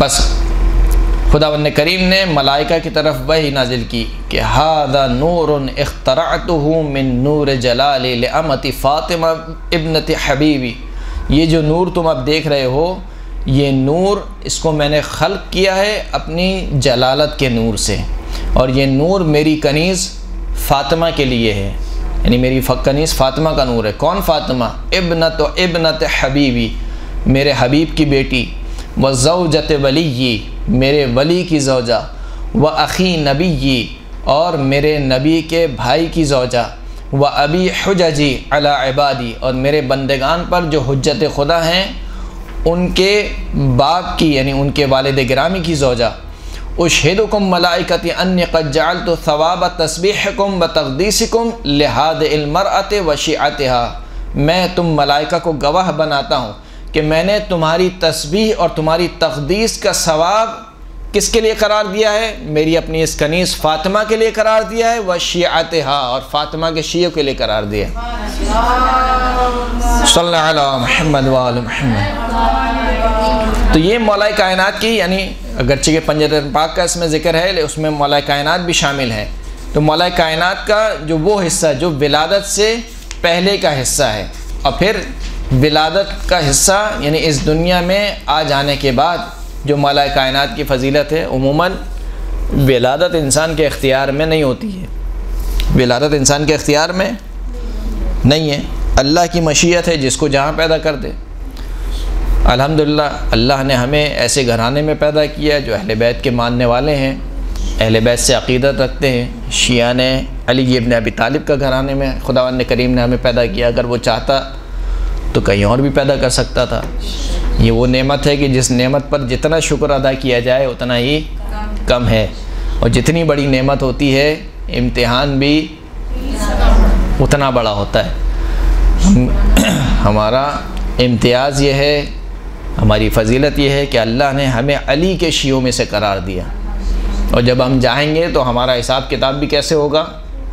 جیسے علی کے شیعوں کا ہونا چاہیے کہ اگر کوئی دوسرا گناہ کرے تو چلیں وہ گناہ کر رہا ہے، لیکن تم تو علی کے چاہنے والے ہو، وہ علی ابن ابی طالب کہ جس کا ایک لقب کیا ہے؟ امام المتقین، متقین کا امام ہے، تو تم کیسے علی ابن ابی طالب کو اپنا امام کہہ رہے ہو جبکہ تم میں تقوی نام کی ذرہ برابر بھی چیز نہیں ہے؟ بہرحال عموماً ولادت انسان کے اختیار میں نہیں ہے، اللہ جیسے چاہے جہاں چاہے انسان کو خلق کر دے، لیکن علی کی ولادت بھی بافضیلت ہے، علی کی ولادت بھی خداوند کریم نے بافضیلت رکھی ہے۔ یعنی ممکن تھا کہ خداوند کریم علی ابن ابی طالب کو عام بچوں کی طرح سے پیدا کر دیتا، جیسے عام بچے پیدا ہوتے ہیں ویسے علی ابن ابی طالب بھی پیدا ہو جاتے، لیکن علی ابن ابی طالب کو کی ولادت کو بھی اللہ نے ایک خاص انداز میں رکھا کہ روایت کہتی ہے کہ صحن کعبہ میں یزید ابن کعنب یہ روایت کرتا ہے کہ میں جناب عباس کے ساتھ بیٹھے ہوئے تھے، اور کچھ گروہ تھا جو کہ بنی عبد العزہ، یہ قبیلے کا نام ہے، بنی عبد العزہ کے کچھ لوگ ہمارے ساتھ بیٹھے ہوئے تھے صحن کعبہ میں، یہاں تک کہ ہم نے دیکھا کہ ایک بی بی خانہ کعبہ کی طرف آ رہی ہیں اور وہ حاملہ ہے اور ان کو ولادت کی تکلیف ہو رہی ہے۔ اس بی بی نے خانہ کعبہ کے پاس آنے کے بعد خداوند کریم کی بارگاہ میں دعا کے لیے ہاتھ بلند کی اور کہا کہ یا ربی انی مؤمنۃ بک وبما جاء من عندک من رسل وکتب، اے میرے پروردگار میں تجھ پر ایمان لاتی ہوں اور جو بھی تیری جانب سے آیا ہے چاہے رسولوں میں سے چاہے کتابوں میں سے، میں ان تمام چیزوں پر ایمان رکھتی ہوں۔ وَإِنِّي مُصَدِّقَةٌ بِكَلَامِ جَدِّ ابراہیم الخلیل، اور میں تصدیق کرنے والی ہوں اپنے جد حضرت ابراہیم کے کلام کی۔ الَّذِي بَنَا هَذَا الْبَيْتِ الْعَتِيقِ، جس نے یہ گھر بنایا ہے، یعنی حضرت ابراہیم جنہوں نے اس خانہ کعبہ کی تعمیر کی ہے۔ پس یہاں سے کیا پتہ چلتا ہے؟ جناب فاطمہ بنت اسد کون ہے؟ کافرہ ہیں یا مومنہ ہیں؟ مومنہ ہیں۔ کیسی مومنہ ہیں؟ اللہ پر ایمان رکھتی ہیں، تمام رسولوں پر ایمان رکھتی ہیں، جو کتابیں اللہ کی جانب سے آئی ہیں اس پر بھی ایمان رکھتی ہیں، اپنے جد حضرت ابراہیم کے کلام کی تصدیق کر رہی ہیں۔ تو حضرت فاطمہ بنت اسد جو کہ مومنہ ہیں اور زوجہ ہیں کس کی؟ جناب ابو طالب کی، جناب ابو طالب کی زوجہ ہیں۔ کب تک زوجہ رہیں؟ نہیں، جناب ابو طالب کی زوجہ ہیں۔ فاطمہ بنت اسد جناب ابو طالب کی زوجہ ہیں۔ کب تک زوجہ رہیں؟ کیا یہ ملتا ہے کہیں تاریخ میں کہ رسول خدا نے جناب ابو طالب کو حکم دیا ہو کہ تم اپنی بیوی کو چھوڑ دو؟ نہیں ملتا ہے۔ کیوں نہیں ملتا ہے؟ اس لیے کہ متفقہ ایک فقہی مسئلہ ہے کہ اگر دو میاں بیوی کافر ہوں اور بیوی ایمان لے آئے تو وہ خود بخود جدا ہو جاتی ہے، یعنی ان کے درمیان کیا ہو جاتا ہے؟ یہ طلاق ہو جاتی ہے خود بخود۔ پہلے تو کہا جاتا ہے کہ شوہر سے بھی اگر تم مثال کے طور پر ایمان لے آؤ، اگر وہ بھی ایمان لے آتے ہیں تو دونوں اسی طریقے سے میاں بیوی رہتے ہیں۔ لیکن اگر شوہر ایمان نہ لائے اور فقط بیوی ایمان لے آئے تو اسلام کا حکم کیا ہے کہ وہ دونوں آپس میں جدا ہو جائیں گے، وہ آپس میں نہیں رہ سکتے۔ لیکن یہاں پر فاطمہ بنت اسد اعلان کر رہی ہیں اپنے ایمان کا، کس وقت؟ جب مولا کائنات کی ولادت ہو رہی ہے، اور ولادت کے بعد یا اس کلمے کے بعد کہیں تاریخ میں نہیں ملتا کہ اللہ کے رسول نے جناب فاطمہ کو کہا ہو کہ اب تم ابو طالب سے جدا ہو جاؤ، کہیں نہیں ملتا۔ تو اگر خدا نخواستہ نعوذ باللہ علی کے والد جناب ابو طالب کافر ہوتے تو اللہ کے رسول حکم دیتے کہ اے فاطمہ بنت اسد تم تو ایمان لے آئی ہو لیکن تمہارا شوہر کافر ہے، نعوذ باللہ، اب تم آپس میں کیا ہو جاؤ؟ جدا ہو جاؤ۔ یہی سب سے بڑی دلیل ہے کہ جناب ابو طالب بھی مومن تھے اور جناب فاطمہ بنت اسد بھی مومن تھی۔ صلوات پڑھ دیجئے محمد و آل محمد پر۔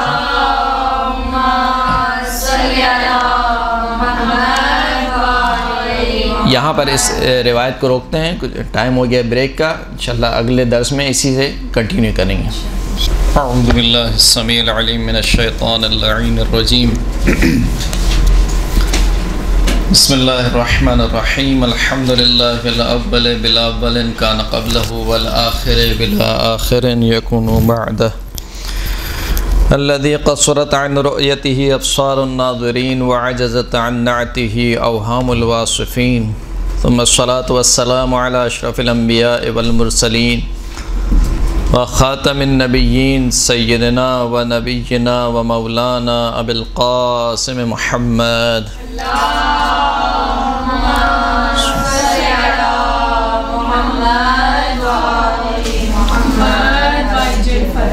وعلى آله الطيبين الطاهرين المعصومين الذين أذهب الله عنهم الرجس وطهرهم تطهيرا، اللهم صل على محمد وآل محمد، واللعنة الدائمة على أعدائهم من يوم ظلمهم إلى قيام يوم الدين، أما بعد، وقد قال الله سبحانه وتعالى في كتابه المجيد والفرقان الحميد وهو أصدق الصادقين وقوله الأحسن، بسم الله الرحمن الرحيم، وإذ ابتلى إبراهيم ربه بكلمات فأتمهن قال إني جاعلك للناس إماما قال ومن ذريتي قال لا ينال عهد الظالمين۔ صلاة پڑھے محمد و آل محمد۔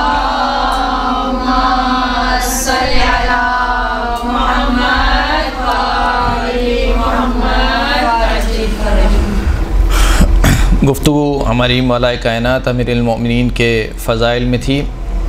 عرض یہ کر رہے تھے کہ مولا کائنات کا جو وجود ہے اس کے جو 3 مرحلے ہیں، اس دنیا میں آنے سے پہلے کا مرحلہ، اس دنیا میں آنے کے بعد کا مرحلہ اور اس دنیا سے چلے جانے کے بعد کا مرحلہ، یہ تینوں جو مراحل ہیں وہ فضیلتوں سے بھرے ہوئے ہیں۔ بالخصوص مولا کائنات کے فضائل عالم ارواح سے شروع ہوتے ہیں، یہاں تک کہ اس مادی دنیا کی ابتدا سے ہی مولا کائنات کے فضائل شروع ہو جاتے ہیں۔ یعنی جس انداز میں ولادت ہوئی ہے وہ ولادت ہی فضیلت رکھتی ہے کہ اس انداز میں کسی بچے کی ولادت نہیں ہوئی۔ عرض کر رہے تھے روایت میں کہ بی بی فاطمہ بنت اسد خانہ کعبہ کے نزدیک آئیں اور انہوں نے اللہ کی بارگاہ میں دعا کی کہ خداوند کریم میں تجھ پر ایمان رکھتی ہوں، جو تیرے رسول ہیں ان پر ایمان رکھتی ہوں، جو تیری جانب سے کتابیں نازل ہوئی ہیں ان پر ایمان رکھتی ہوں، اپنے جد حضرت ابراہیم کے کلام کی تصدیق کرتی ہوں، جو اس بات کی علامت ہے کہ فاطمہ بنت اسد مومنہ خاتون تھیں، اور کہیں پر بھی ہمیں تاریخ میں نہیں ملتا کہ رسول اللہ نے حکم دیا ہو جناب فاطمہ بنت اسد کو کہ تم ابو طالب سے جدا ہو جاؤ۔ جناب فاطمہ بنت اسد مرتے دم تک جناب ابو طالب کی زوجہ رہیں۔ جناب فاطمہ بنت اسد کے جن کا مقام بہت بلند ہے، کہ جنہوں نے رسول اللہ کی تربیت کیسے کی ہے کہ جب جناب فاطمہ بنت اسد کی وفات ہوتی ہے، رسول اللہ خود جناب فاطمہ بنت اسد کی قبر میں داخل ہوتے ہیں اور کہتے ہیں کہ یا امی بعد امی، اے میری ماں کے بعد میری ماں، یعنی رسول اللہ کو اس طریقے سے پالا ہے جس طریقے سے ایک ماں پالتی ہے، کہ اے میری وہ ماں کہ جس نے اپنے بچوں کو بھوکا سلایا لیکن مجھے بھوکا نہیں رہنے دیا، جو اپنے بچوں کے لیے جاگتی رہی ہے لیکن مجھے چین سے سلائے رکھا، یہاں تک کہ رسول اللہ نے خود اپنے پیراہن میں جناب فاطمہ بنت اسد کو کفن دیا۔ تو وہ فاطمہ بنت اسد وہ خانہ کعبہ کے نزدیک آئیں، دعا کرنے کے بعد اب کہتی ہیں فَبِحَقِّ الَّذِي بَنَا هَذَا الْبَيْتِ وَبِحَقِّ الْمَوْلُودِ الَّذِي فِي بَطْنِي إِلَّا مَا يَسَّرْتَ عَلَيَّ وِلَادَتِي، اے خداوند کریم تجھے واسطہ ہے اس ہستی کا جس نے یہ خانہ کعبہ بنایا ہے۔ کس نے بنایا خانہ کعبہ؟ حضرت ابراہیم اور حضرت اسماعیل نے، تو یہ حضرت ابراہیم کا واسطہ۔ وَبِحَقِّ الْمَوْلُودِ الَّذِي فِي بَطْنِي، خدایا تجھے اس مولود کا واسطہ ہے جو میرے شکم میں ہے۔ مولا کائنات وہ ہیں جو شکم مادر میں مشکل کشائی کرتے ہیں، کہا کہ خدایا اس مولود کا واسطہ ہے، مولا کائنات کا تجھے واسطہ ہے، الا یسرت لی ولادتی، خداوند کریم میرے لیے اس مولود کی ولادت کو آسان فرما دے۔ یزید ابن کعنب کہتا ہے کہ جیسے ہی فاطمہ بنت اسد کے الفاظ یہاں پر ابھی ختم ہوئے تھے کہ ہم نے دیکھا کہ ایک مرتبہ دیوار کعبہ شک ہوئی اور جناب فاطمہ بنت اسد خانہ کعبہ میں داخل ہوئیں۔ ہم نے بہت چاہا کہ خانہ کعبہ کے دروازے کو کھولیں لیکن خانہ کعبہ کا دروازہ نہیں کھلا۔ 3 دن تک جناب فاطمہ بنت اسد خانہ کعبہ میں رہیں۔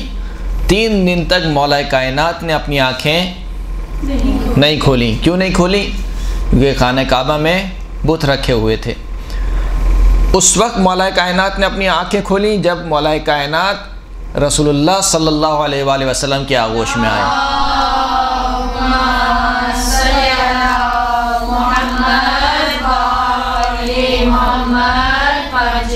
گویا مولا کائنات یہ چاہتے تھے کہ اس دنیا میں آنے کے بعد سب سے پہلا دیدار اس ہستی کا ہونا چاہیے کہ جس کے صدقے میں یہ کائنات بنی ہے۔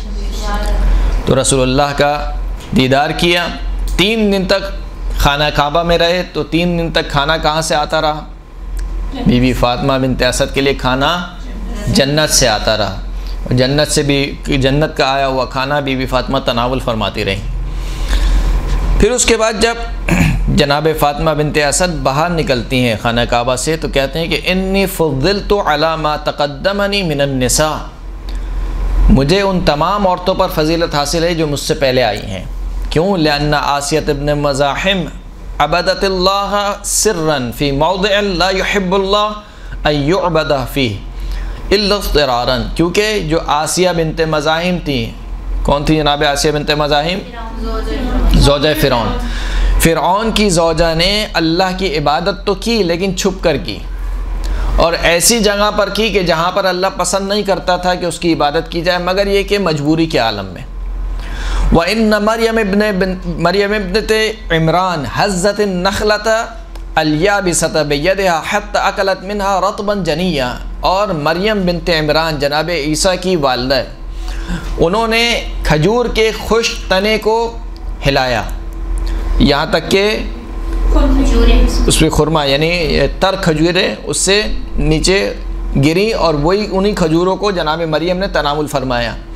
وَإِنِّي دَخَلْتُ بَيْتَ اللَّهِ الْحَرَامِ، جبکہ میں اللہ کے گھر میں داخل ہوئی ہوں، یعنی میں نے کہاں پر عبادت کی ہے؟ جو اللہ کا گھر ہے۔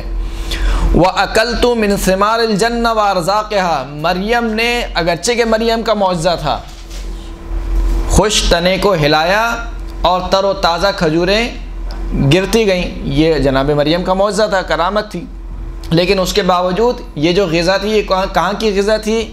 دنیا کی غذا تھی۔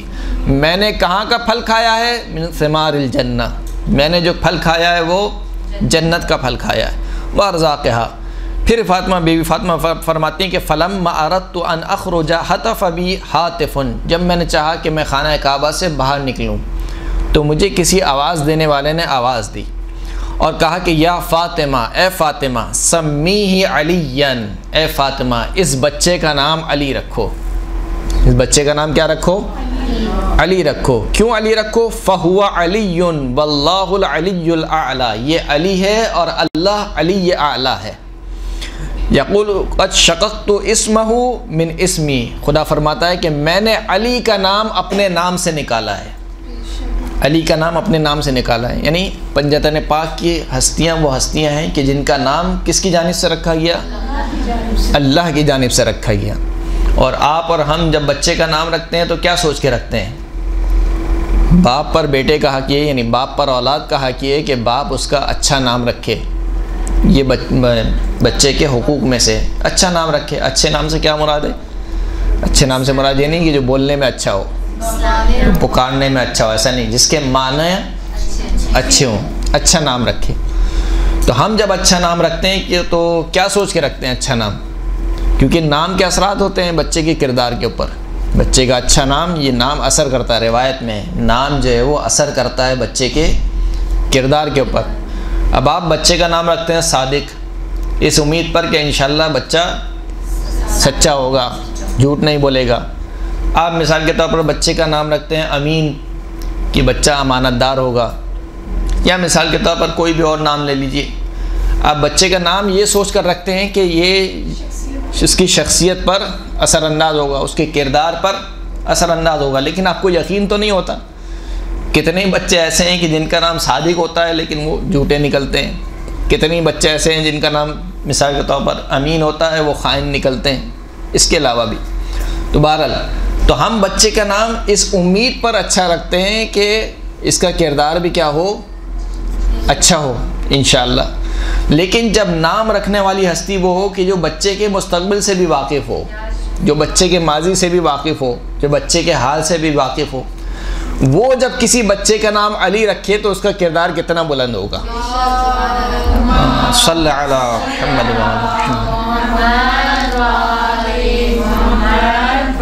فرمایا کہ اے فاطمہ اس بچے کا نام علی رکھو، کہ میں نے اس کا بچے کا نام اپنے نام سے نکالا ہے. اور یہ نہیں کہ فقط نام نکالا ہے.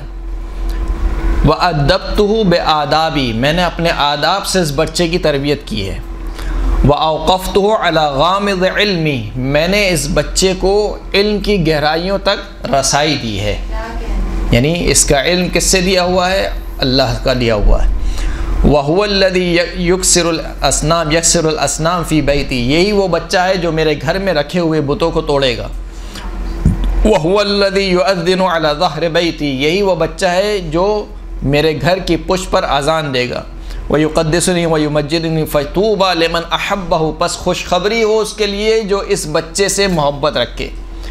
وَأَطَاعَهُ، اور اس بچے کی اطاعت کرے. وَوَيْلٌ لِمَنْ أَبْغَضَهُ وَعَصَاهُ، اور وائے ہو، عذاب ہو خدا کا اس پر جو اس بچے سے بغض رکھے اور اس کی معصیت کرے. تو یہ مولا کائنات کی فضیلت، یہاں تک کہ روایت کہتی ہے کہ مولا کائنات نے جو پہلی غذا لی ہے وہ کیا ہے؟ مولا کائنات کی پہلی غذا رسول اللہ کی زبان مبارک چوستے رہے، نہیں رسول اللہ کا لعاب دہن. پہلی غذا مولا کائنات کی رسول اللہ کا لعاب دہن. یہ یا علی کا امتیاز ہے یا علی کے بچوں کا امتیاز ہے. امام حسن مجتبیٰ کی پہلی غذا رسول اللہ کا لعاب دہن. امام حسین کی پہلی غذا رسول اللہ کا لعاب. یہاں تک جناب حسین کے بارے میں ملتا ہے کہ 6 ماہ تک ماں کا دودھ نہیں پیا. 6 ماہ تک رسول اللہ کا لعاب دہن سے ہی سیراب ہوتے رہے. یہ لعاب دہن مولا کائنات کی کیا تھی؟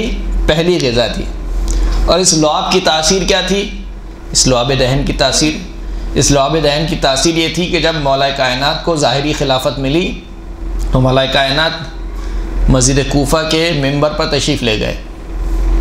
رسول اللہ کا امامہ پہنے ہوئے، رسول اللہ کی عبا پہنے ہوئے، رسول اللہ کی نعلین پہنے ہوئے، یہاں تک کہ جو تلوار حمائل کی ہوئی تھی وہ بھی رسول اللہ کی تلوار. رسول اللہ کے زیورات سے آراستہ ہو کر منبر پر جلوہ افروز ہوئے. اور منبر پر آنے کے بعد کہا ایھا الناس سلونی قبل ان تفقدونی، اے لوگو مجھ سے پوچھو قبل اس کے کہ مجھے کھو دو. یہ نہیں کہا کہ مجھ سے پوچھو قبل اس کے کہ میں تمہارے درمیان سے چلے جاؤں. کہا نہیں، مجھ سے پوچھو قبل اس کے کہ تم مجھے کھو دو. اس کا مطلب ہے کہ بسا اوقات امام لوگوں کے درمیان ہوتا ہے، لیکن لوگ امام کو کھو دیتے ہیں، نہیں پہچان پاتے. جیسے کہ آج کا زمانہ ہے، غیبت کا زمانہ ہے. غیبت کا مطلب یہ نہیں ہے کہ امام کا ہم سے رابطہ نہیں ہے یا وہ ہمارے درمیان نہیں ہے، وہ ہم سے جدا ہو گئے. فرق صرف یہ ہے کہ ہم ان کو دیکھ کر بھی نہیں پہچان پاتے. تو کہا کہ سرونی قبل ان تفقدونی، اے لوگوں مجھ سے پوچھو قبل اس کے کہ مجھ کو کھو دو. پھر مولا کائنات نے جو اپنا ہاتھ سے اشارہ کیا اور اپنا ہاتھ اپنے شکم مبارک پر رکھا اور کہا کہ واللہ ھذا صفۃ العلم، خدا کی قسم لوگوں کا پیٹ کس چیز کا خزانہ ہوتا ہے؟ لوگوں کا جو پیٹ ہوتا ہے وہ فضلے کا خزانہ ہوتا ہے، یا جو غذا وہ کھاتے ہیں اس کا خزانہ ہوتا ہے. علی ابن ابی طالب کہہ رہے ہیں کہ واللہ ھذا صفۃ العلم، خدا کی قسم علی کا یہ پیٹ علم کا خزانہ ہے. علی کے پیٹ میں دنیاوی غذا نہیں ہے، علی کے پیٹ میں کیا ہے؟ علم ہے، یہ علم کا خزانہ ہے. ھذا واللہ لعاب رسول اللہ، خدا کی قسم یہ جو علم علی کی زبان پہ بول رہا ہے یہ رسول اللہ کا لعاب دہن ہے. تو وہ جو رسول اللہ کا لعاب دہن کی تاثیر کیا تھی کہ علی کا علم تاثیر کس کی؟ رسول اللہ کے لعاب دہن کی، جو رسول اللہ جو مولا کائنات کی پہلی غذا تھی، رسول اللہ کا لعاب دہن. اور پھر اس کے بعد مولا کائنات نے خطبہ ارشاد فرمایا. خطبہ ارشاد فرمانے کے بعد کہا کہ خدا کی قسم لو ثنیت لی الوسادۃ فجلست علیہا، اگر میرے لیے مسند بچھا دی جائے اور میں اس مسند پر بیٹھوں اور انجیل والے مجھ سے انجیل کا فیصلہ چاہیں تو خدا کی قسم میں ان کے درمیان انجیل سے فیصلہ کروں گا. اگر توریت والے مجھ سے توریت سے فیصلہ چاہیں تو خدا کی قسم میں ان کے درمیان توریت سے فیصلہ کروں گا. اور اگر قرآن والے مجھ سے قرآن سے فیصلہ چاہیں تو خدا کی قسم میں ان کے درمیان قرآن سے فیصلہ کروں گا. اور کیسا فیصلہ کروں گا؟ حتی نطق الانجیل صدق علی ما کذبا، یہاں تک کہ انجیل بول اٹھے گی کہ علی نے سچ کہا، علی نے جھوٹ نہیں کہا. یہاں تک کہ تورات بول اٹھے گی کہ علی نے سچ کہا، علی نے جھوٹ نہیں کہا. یہاں تک کہ قرآن بول اٹھے گا کہ علی نے سچ کہا، علی نے جھوٹ نہیں کہا. پھر مولا کائنات فرماتے ہیں کہ والذی برأ النسمہ، خدا کی قسم، اس خدا کی قسم کہ جس نے جان کو خلق کیا، انسان کو خلق کیا، تمام مخلوقات کو خلق کیا. لو سألتم عن آیت، اگر تم مجھ سے پوچھو ایک ایسی آیت کے بارے میں کہ آیا یہ مکی ہے یا مدنی ہے، سفر میں نازل ہوئی ہے یا حضر میں نازل ہوئی ہے، ناسخ ہے و منسوخ ہے، ناسخ ہے یا منسوخ ہے، محکم ہے یا متشابہ ہے، تفسیر ہے و تعبیل ہے، اس کی تفسیر کیا ہے، اس کی تعبیل کیا ہے. لأخبرتکم، خدا کی قسم یہ علی تمہیں ان سارے سوالوں کے جواب دے گا. اب اس محفل میں ایک تھا ثعلب کر کے شخص تھا، وہ کہنے لگا کہ آج تو مولا کائنات نے، یعنی مولا کائنات تو نہیں کہا اس نے، آج تو کہا کہ علی نے بہت بڑا دعویٰ کر دیا.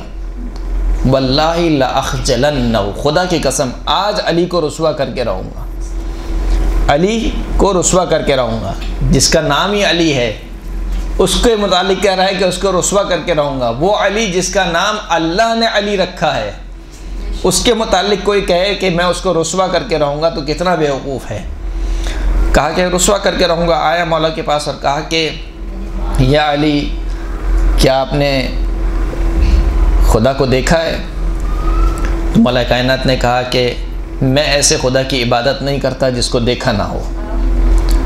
تو کہا کہ کیف یا ابن ابی طالب یا کیف یا ابو الحسن، کیسے آپ نے اللہ کو دیکھا ہے؟ تو کہا کہ بے وقوف، اللہ کو، بے وقوف ہی میرا لفظ ہے، اللہ کو ظاہری آنکھوں سے نہیں دیکھا جاتا بلکہ اللہ کو معرفت کی آنکھوں سے پہچانا جاتا ہے.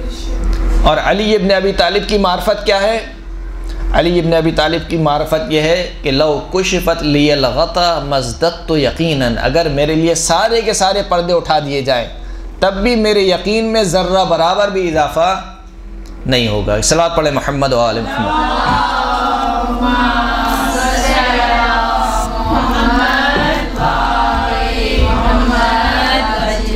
عرض میں یہ کر رہا تھا کہ یہ جتنے فضائل ہیں ذہن گرامی، یہ جو فضائل ہیں یہ فقط فضائل کی حد تک نہیں ہیں بلکہ ان فضائل میں، ان فضائل کے پیچھے جو چیز چھپی ہوئی ہے وہ حجیت ہے۔ حجیت سے کیا مراد ہے؟ یعنی علی اللہ کے نمائندے ہیں اور علی کی اطاعت بغیر کسی چوں چرا کے واجب ہے، جس طریقے سے رسول اللہ کی اطاعت واجب تھی۔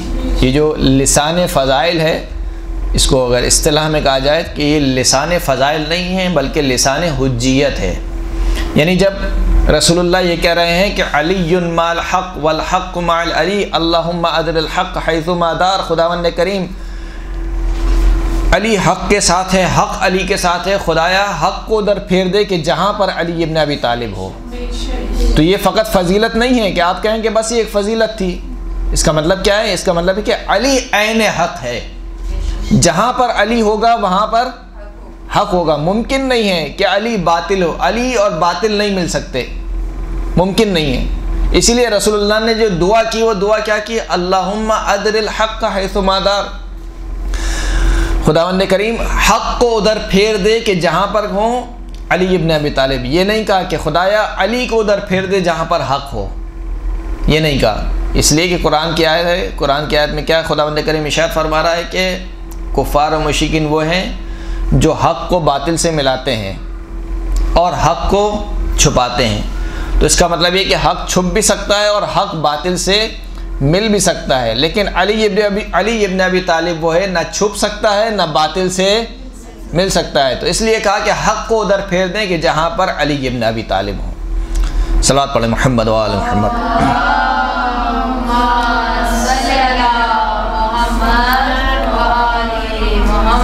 تو یہ جو فضائل بیان ہو رہے ہیں یہ فقط فضائل کی حد تک نہیں ہے کہ کہا جا رہا ہے کہ علی مع القرآن والقرآن مع علی، علی قرآن کے ساتھ ہے، قرآن علی کے ساتھ ہے۔ انی تارک فیکم الثقلین کتاب اللہ وعطرۃ اہل بیتی ما ان تمسکتم بہما لن تضلوا بعدی، میں تمہارے درمیان دو گرہ قدر چیزیں چھوڑے جا رہا ہوں، ایک اللہ کی کتاب، ایک میرے اہل بیت، جب تک ان دونوں سے متمسک رہو گے خدا کی قسم کبھی میرے بعد گمراہ نہیں ہوگے۔ تو یہ فقط فضیلت نہیں ہے کہ آپ کہیں کہ بس اہل بیت کی فضیلت بیان ہو رہی تھی، نہیں، حجیت ہے۔ یعنی اگر کوئی قرآن کا معادل ہے میرے بعد تو وہ کون ہے؟ اہل بیت اطہار ہیں۔ اہل بیت اطہار قرآن کے معادل ہیں، لہٰذا اگر اب میرے بعد اگر کسی سے دین لینا ہے تو کس سے دین لینا ہوگا؟ اہل بیت سے دین لینا ہوگا۔ تو یہ تمام کے تمام جتنے بھی احادیث ہیں فقط اب ان کو فضیلت کی نگاہ سے نہ دیکھیے کہ فقط فضیلت ہے، بیان کر دیا اللہ کے رسول نے۔ مثال کے طور پر غزوہ تبوک میں بیان کیا کہ یا علی انت منی بمنزلت ہارون من موسیٰ، اے علی تجھے مجھ سے وہی منزلت حاصل ہے جو ہارون کو جناب موسیٰ سے تھی، الا انہ لا نبی بعدی، مگر یہ کہ میرے بعد کوئی نبی نہیں آئے گا۔ تو یہ فقط فضیلت نہیں ہے بلکہ اللہ کے رسول بیان کر رہے ہیں کہ علی کو مجھ سے وہی منزلت ہے جو ہارون کو موسیٰ سے تھی۔ یعنی ہارون جناب موسیٰ کے وصی اور خلیفہ اور جانشین تھے۔ کس نے جناب ہارون کو جناب موسیٰ کا خلیفہ بنایا تھا؟ جناب موسیٰ نے خود بنایا تھا یا اللہ نے بنایا تھا؟ اللہ نے بنایا تھا۔ جناب موسیٰ نے دعا ضرور کی تھی کہ خدایا میرے چچا زاد بھائی کو میرا خلیفہ بنا دے، میرا وزیر بنا دے، جو میرا مددگار ہو، لیکن بنایا کس نے ہے؟ اللہ نے۔ تو جناب ہارون کو جو نسبت تھی وہ تمام کی تمام نسبتیں مولا کائنات کو حاصل ہیں۔ اگر کوئی جناب ہارون اور جناب موسیٰ کے درمیان کوئی خلیفہ ہوتا تو کہا جاتا کہ جناب ہارون خلیفہ بلا فصل نہیں ہے مثال کے طور پر، لیکن جب خلیفہ بلا فصل تھے تو مولا کائنات بھی اسی طریقے سے خلیفہ بلا فصل ہیں۔ اسی طریقے سے اور تمام فضیلت کی روایت آپ اٹھا کے دیکھیے مولا کائنات کے باب میں، یہ تمام کی تمام روایت حجیت کو بیان کر رہی ہیں۔ مثال کے طور پر حدیث دار کون سی حدیث ہے؟ حدیث دار کون سی حدیث ہے؟ پہلی دعوت جو دی رسول خدا نے، دعوت ذوالعشیرہ، تمام کو بلایا، 3 دن تک آتے رہے، کھاتے رہے اور جاتے رہے، جواب نہیں دیا کسی نے 3 دن۔ ایک ہی بچہ اٹھ کر جواب دے رہا تھا، وہ بچہ کون تھا؟ علی ابن ابی طالب۔ اور اسی وقت اللہ کے رسول نے فرما دیا کہ یہ علی میرے بعد میرا ولی، میرا وصی، میرا جانشین، میرا خلیفہ ہوگا۔ تو آپ یہ نہیں کہہ سکتے کہ فضیلت ہے، یہ فقط فضیلت نہیں ہے بلکہ اس میں حجیت چھپی ہوئی ہے اسی طریقے سے اور آگے بڑھتے چلے جائیے.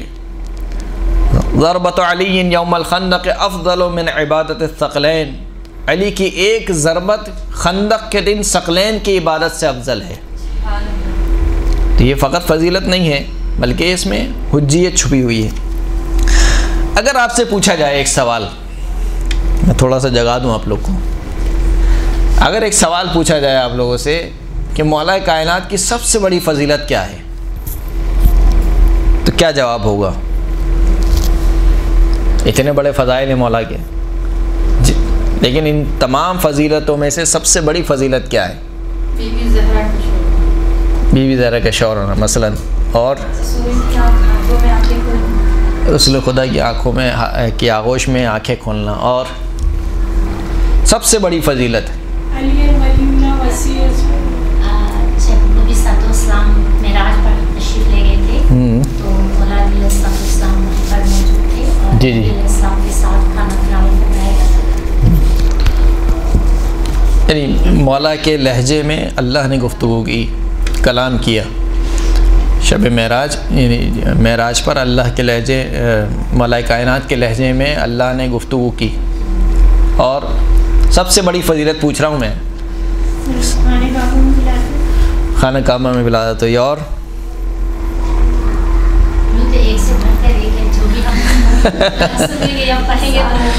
سب سے بڑی فضیلت کہا جائے کیا ہے؟ سب سے بڑی فضیلت، سب سے بڑی فضیلت مولا کائنات کی ہے کہ مولا کائنات اللہ کی جانب سے امام ہے. لیکن کیوں آپ کے ذہن میں نہیں آیا؟ کیونکہ آپ نے اتنا سنا ہے یا آپ کے ذہن میں ہی نہیں رہا. جو چیزیں بہت زیادہ سنی جاتی ہیں ان کو انسان اہمیت نہیں دیتا. حالانکہ امامت اور امام کا ہونا یہ سب سے بڑی فضیلت ہے. کیوں میں نے کہا کہ یہ سب سے بڑی فضیلت ہے؟ اب دوسرا سوال ہے. جب تک خالی میں محنت کر رہا تھا، میں آپ لوگوں سے محنت کرا رہا ہوں. جی اتنی بڑی فضیلت ہے کہ حضرت ابراہیم جو دعا کی تھی، کیونکہ رسالت کے بعد اب کسی چیز کی ضرورت تھی، رسالت تو صحیح، تو اس لیے ولایت کی ضرورت تھی اور امام کی ضرورت تھی. صحیح، رہتی دنیا تک ہماری ہر چیز کو درست کر سکے، تو اس لیے پھر امامت کی ضرورت تھی. امامت وہ عہدہ ہے جس کو اللہ نے نبوت اور رسالت کے اوپر رکھا ہے. کیسے؟ وَإِذِ ابْتَلَىٰ إِبْرَاهِيمَ رَبُّهُ بِكَلِمَاتٍ فَأَتَمَّهُنَّ قَالَ إِنِّي جَاعِلُكَ لِلنَّاسِ إِمَامًا. جب ابراہیم کے رب نے ابراہیم کا امتحان لیا، بکلمات یعنی کلمات سے مراد یہاں اکثر مفسرین یہ کہتے ہیں کہ وہ تمام امتحانات جو حضرت ابراہیم نے دیے. فَأَتَمَّهُنَّ، اور حضرت ابراہیم نے تمام امتحانوں میں کامیابی حاصل کی. کیسی کامیابی حاصل کی؟ ایسی نہیں کہ صرف 33% مارکس لے لیے، پاسنگ مارکس کے ذریعے سے نہیں، 80% بھی نہیں، 99% بھی نہیں، 100% کامیابی. فَأَتَمَّهُنَّ 100%، یعنی ہر امتحان میں ابراہیم 100% کامیاب ہوئے. جب ہر امتحان میں ابراہیم 100% کامیاب ہو گئے، وہ ابراہیم جو نبی بھی تھے اور رسول بھی تھے. رسولوں میں سے بھی کون سے رسول تھے؟ یعنی رسولوں میں بھی افضل ترین رسول تھے، اولو العزم رسول تھے. اس کے بعد اللہ کہہ رہا ہے کہ وہ ابراہیم جو میرا نبی ہے، میرا رسول ہے، اولو العزم ہے، اب اس نے امتحانوں میں کامیابی حاصل کر لی. قال انی جاعلک للناس اماما، اب میں تجھے لوگوں کا امام بنا رہا ہوں. اس کا مطلب ہے کہ اس سے پہلے نبی تھے، رسول تھے، لیکن کیا نہیں تھے؟ امام نہیں تھے. یہ امام کیا ہے؟ امامت کیا ہے؟ ہم سوال کرتے ہیں مسلمانوں سے، یہ جو اللہ کہہ رہا ہے کہ قال انی جاعلک للناس اماما، اگر امامت کا عہدہ نبوت اور رسالت سے کم ہے تو بھائی بچے کو امتحان وہ دیا جاتا ہے جو اس کے پاس چیز نہ ہو. مثال کے طور پر ایک ٹوٹی پھوٹی سائیکل ہو، اس سے کہا جائے کہ اگر تم امتحان میں پاس ہو گئے تو میں تمہیں نئی سائیکل دلاؤں گا، تو یقیناً جو نئی سائیکل ہے وہ ٹوٹی پھوٹی سائیکل سے کیا ہوگی؟ بہتر ہوگی. لیکن مثال کے طور پر اس کے پاس پہلی سے ایک اچھی سی سائیکل موجود ہے، آپ اس سے کہیں کہ اگر تم امتحان میں کامیاب ہو گئے تو میں تمہیں ایک سیکنڈ ہینڈ سائیکل دلاؤں گا، تو بچہ کہے گا میرے اس سے اچھی سائیکل میرے پاس موجود ہے، آپ کہہ رہے ہیں کہ میں سیکنڈ ہینڈ سائیکل دلاؤں گا. درست ہے؟ تو اللہ کہہ رہا ہے کہ اس نبی سے کہہ رہا ہے کہ جو نبی بھی ہے، رسول بھی ہے، اولو العزم ہے، اس سے کہہ رہا ہے کہ اب میں نے تجھے لوگوں کا امام بنایا۔ وہ بھی کب کہہ رہا ہے؟ کب کہہ رہا ہے؟ جب تمام کے تمام امتحان میں کامیابی حاصل ہو چکی ہے، اب کوئی امتحان باقی نہیں بچا ہے، تمام امتحان میں وہ بھی کامیابی کیسی لی حضرت ابراہیم نے؟ 100% والی کامیابی۔ 100% والی کامیابی کے بعد خداوند کریم کہہ رہا ہے کہ میں تجھے لوگوں کا امام بنا رہا ہوں۔ اس کا مطلب ہے حتماً یہ والا جو عہدہ ہے وہ کس سے بڑھ کر ہے؟ رسالت و نبوت سے بڑھ کر ہے، درست ہے؟ اب یقیناً آپ کے ذہن میں سوال ہونا چاہیے۔ کیا سوال آنا چاہیے؟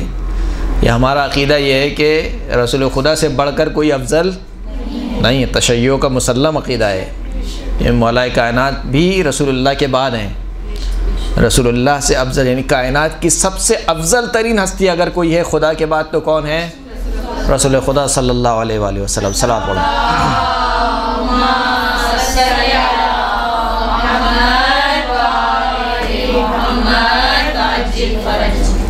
تو یہ جو رسول اللہ ہیں وہ افضل ہیں۔ کیوں افضل ہیں؟ اس لیے کہ رسول اللہ فقط نبی اور رسول نہیں ہے، رسول اللہ بھی امام ہے۔ رسول اللہ بھی کیا ہے؟ امام ہے۔ کیوں رسول اللہ امام ہے؟ تمام رسولوں کے امام ہیں۔ کیوں رسول اللہ امام ہے؟ اس لیے کہ حضرت ابراہیم نے کیا دعا کی؟ وَمِن ذُرِّيَّتِي، خدایا میری ذریت میں بھی کس کو رکھ دے؟ امام کو رکھ دے، امامت کو، ذریت میں امامت کو رکھ دے۔ اور خدا نے کیا کہا کہ لا ینال عہد الظالمین، میرا جو یہ عہدہ ہے وہ ظالمین تک نہیں پہنچے گا۔ اس کا مطلب ہے کہ ذریت میں رکھوں گا تو صحیح، مگر جو تیری ذریت میں سے ظالم ہوگا اس میں نہیں رکھوں گا۔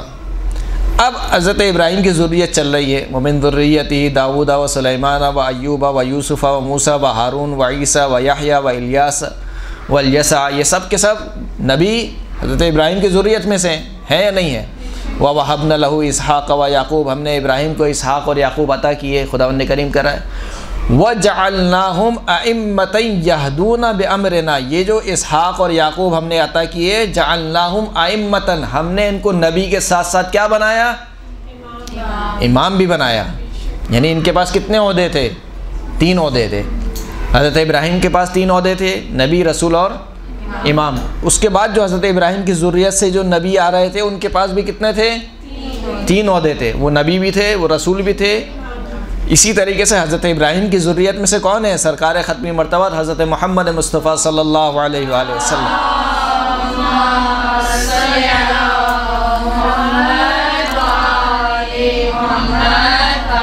تو تینوں عہدے سرکار کے پاس موجود ہیں۔ تو یہ شائبہ آپ کے ذہن میں نہ آئے کہ اس کا مطلب یہ کہ اگر مولا کائنات امام ہیں تو گویا نعوذ باللہ رسول خدا سے افضل ہو گئے۔ نہیں، رسول خدا سے افضل نہیں ہے، کائنات کی سب سے افضل ترین ہستی رسول خدا ہیں، ان کے بعد اگر کوئی ہے تو ہے۔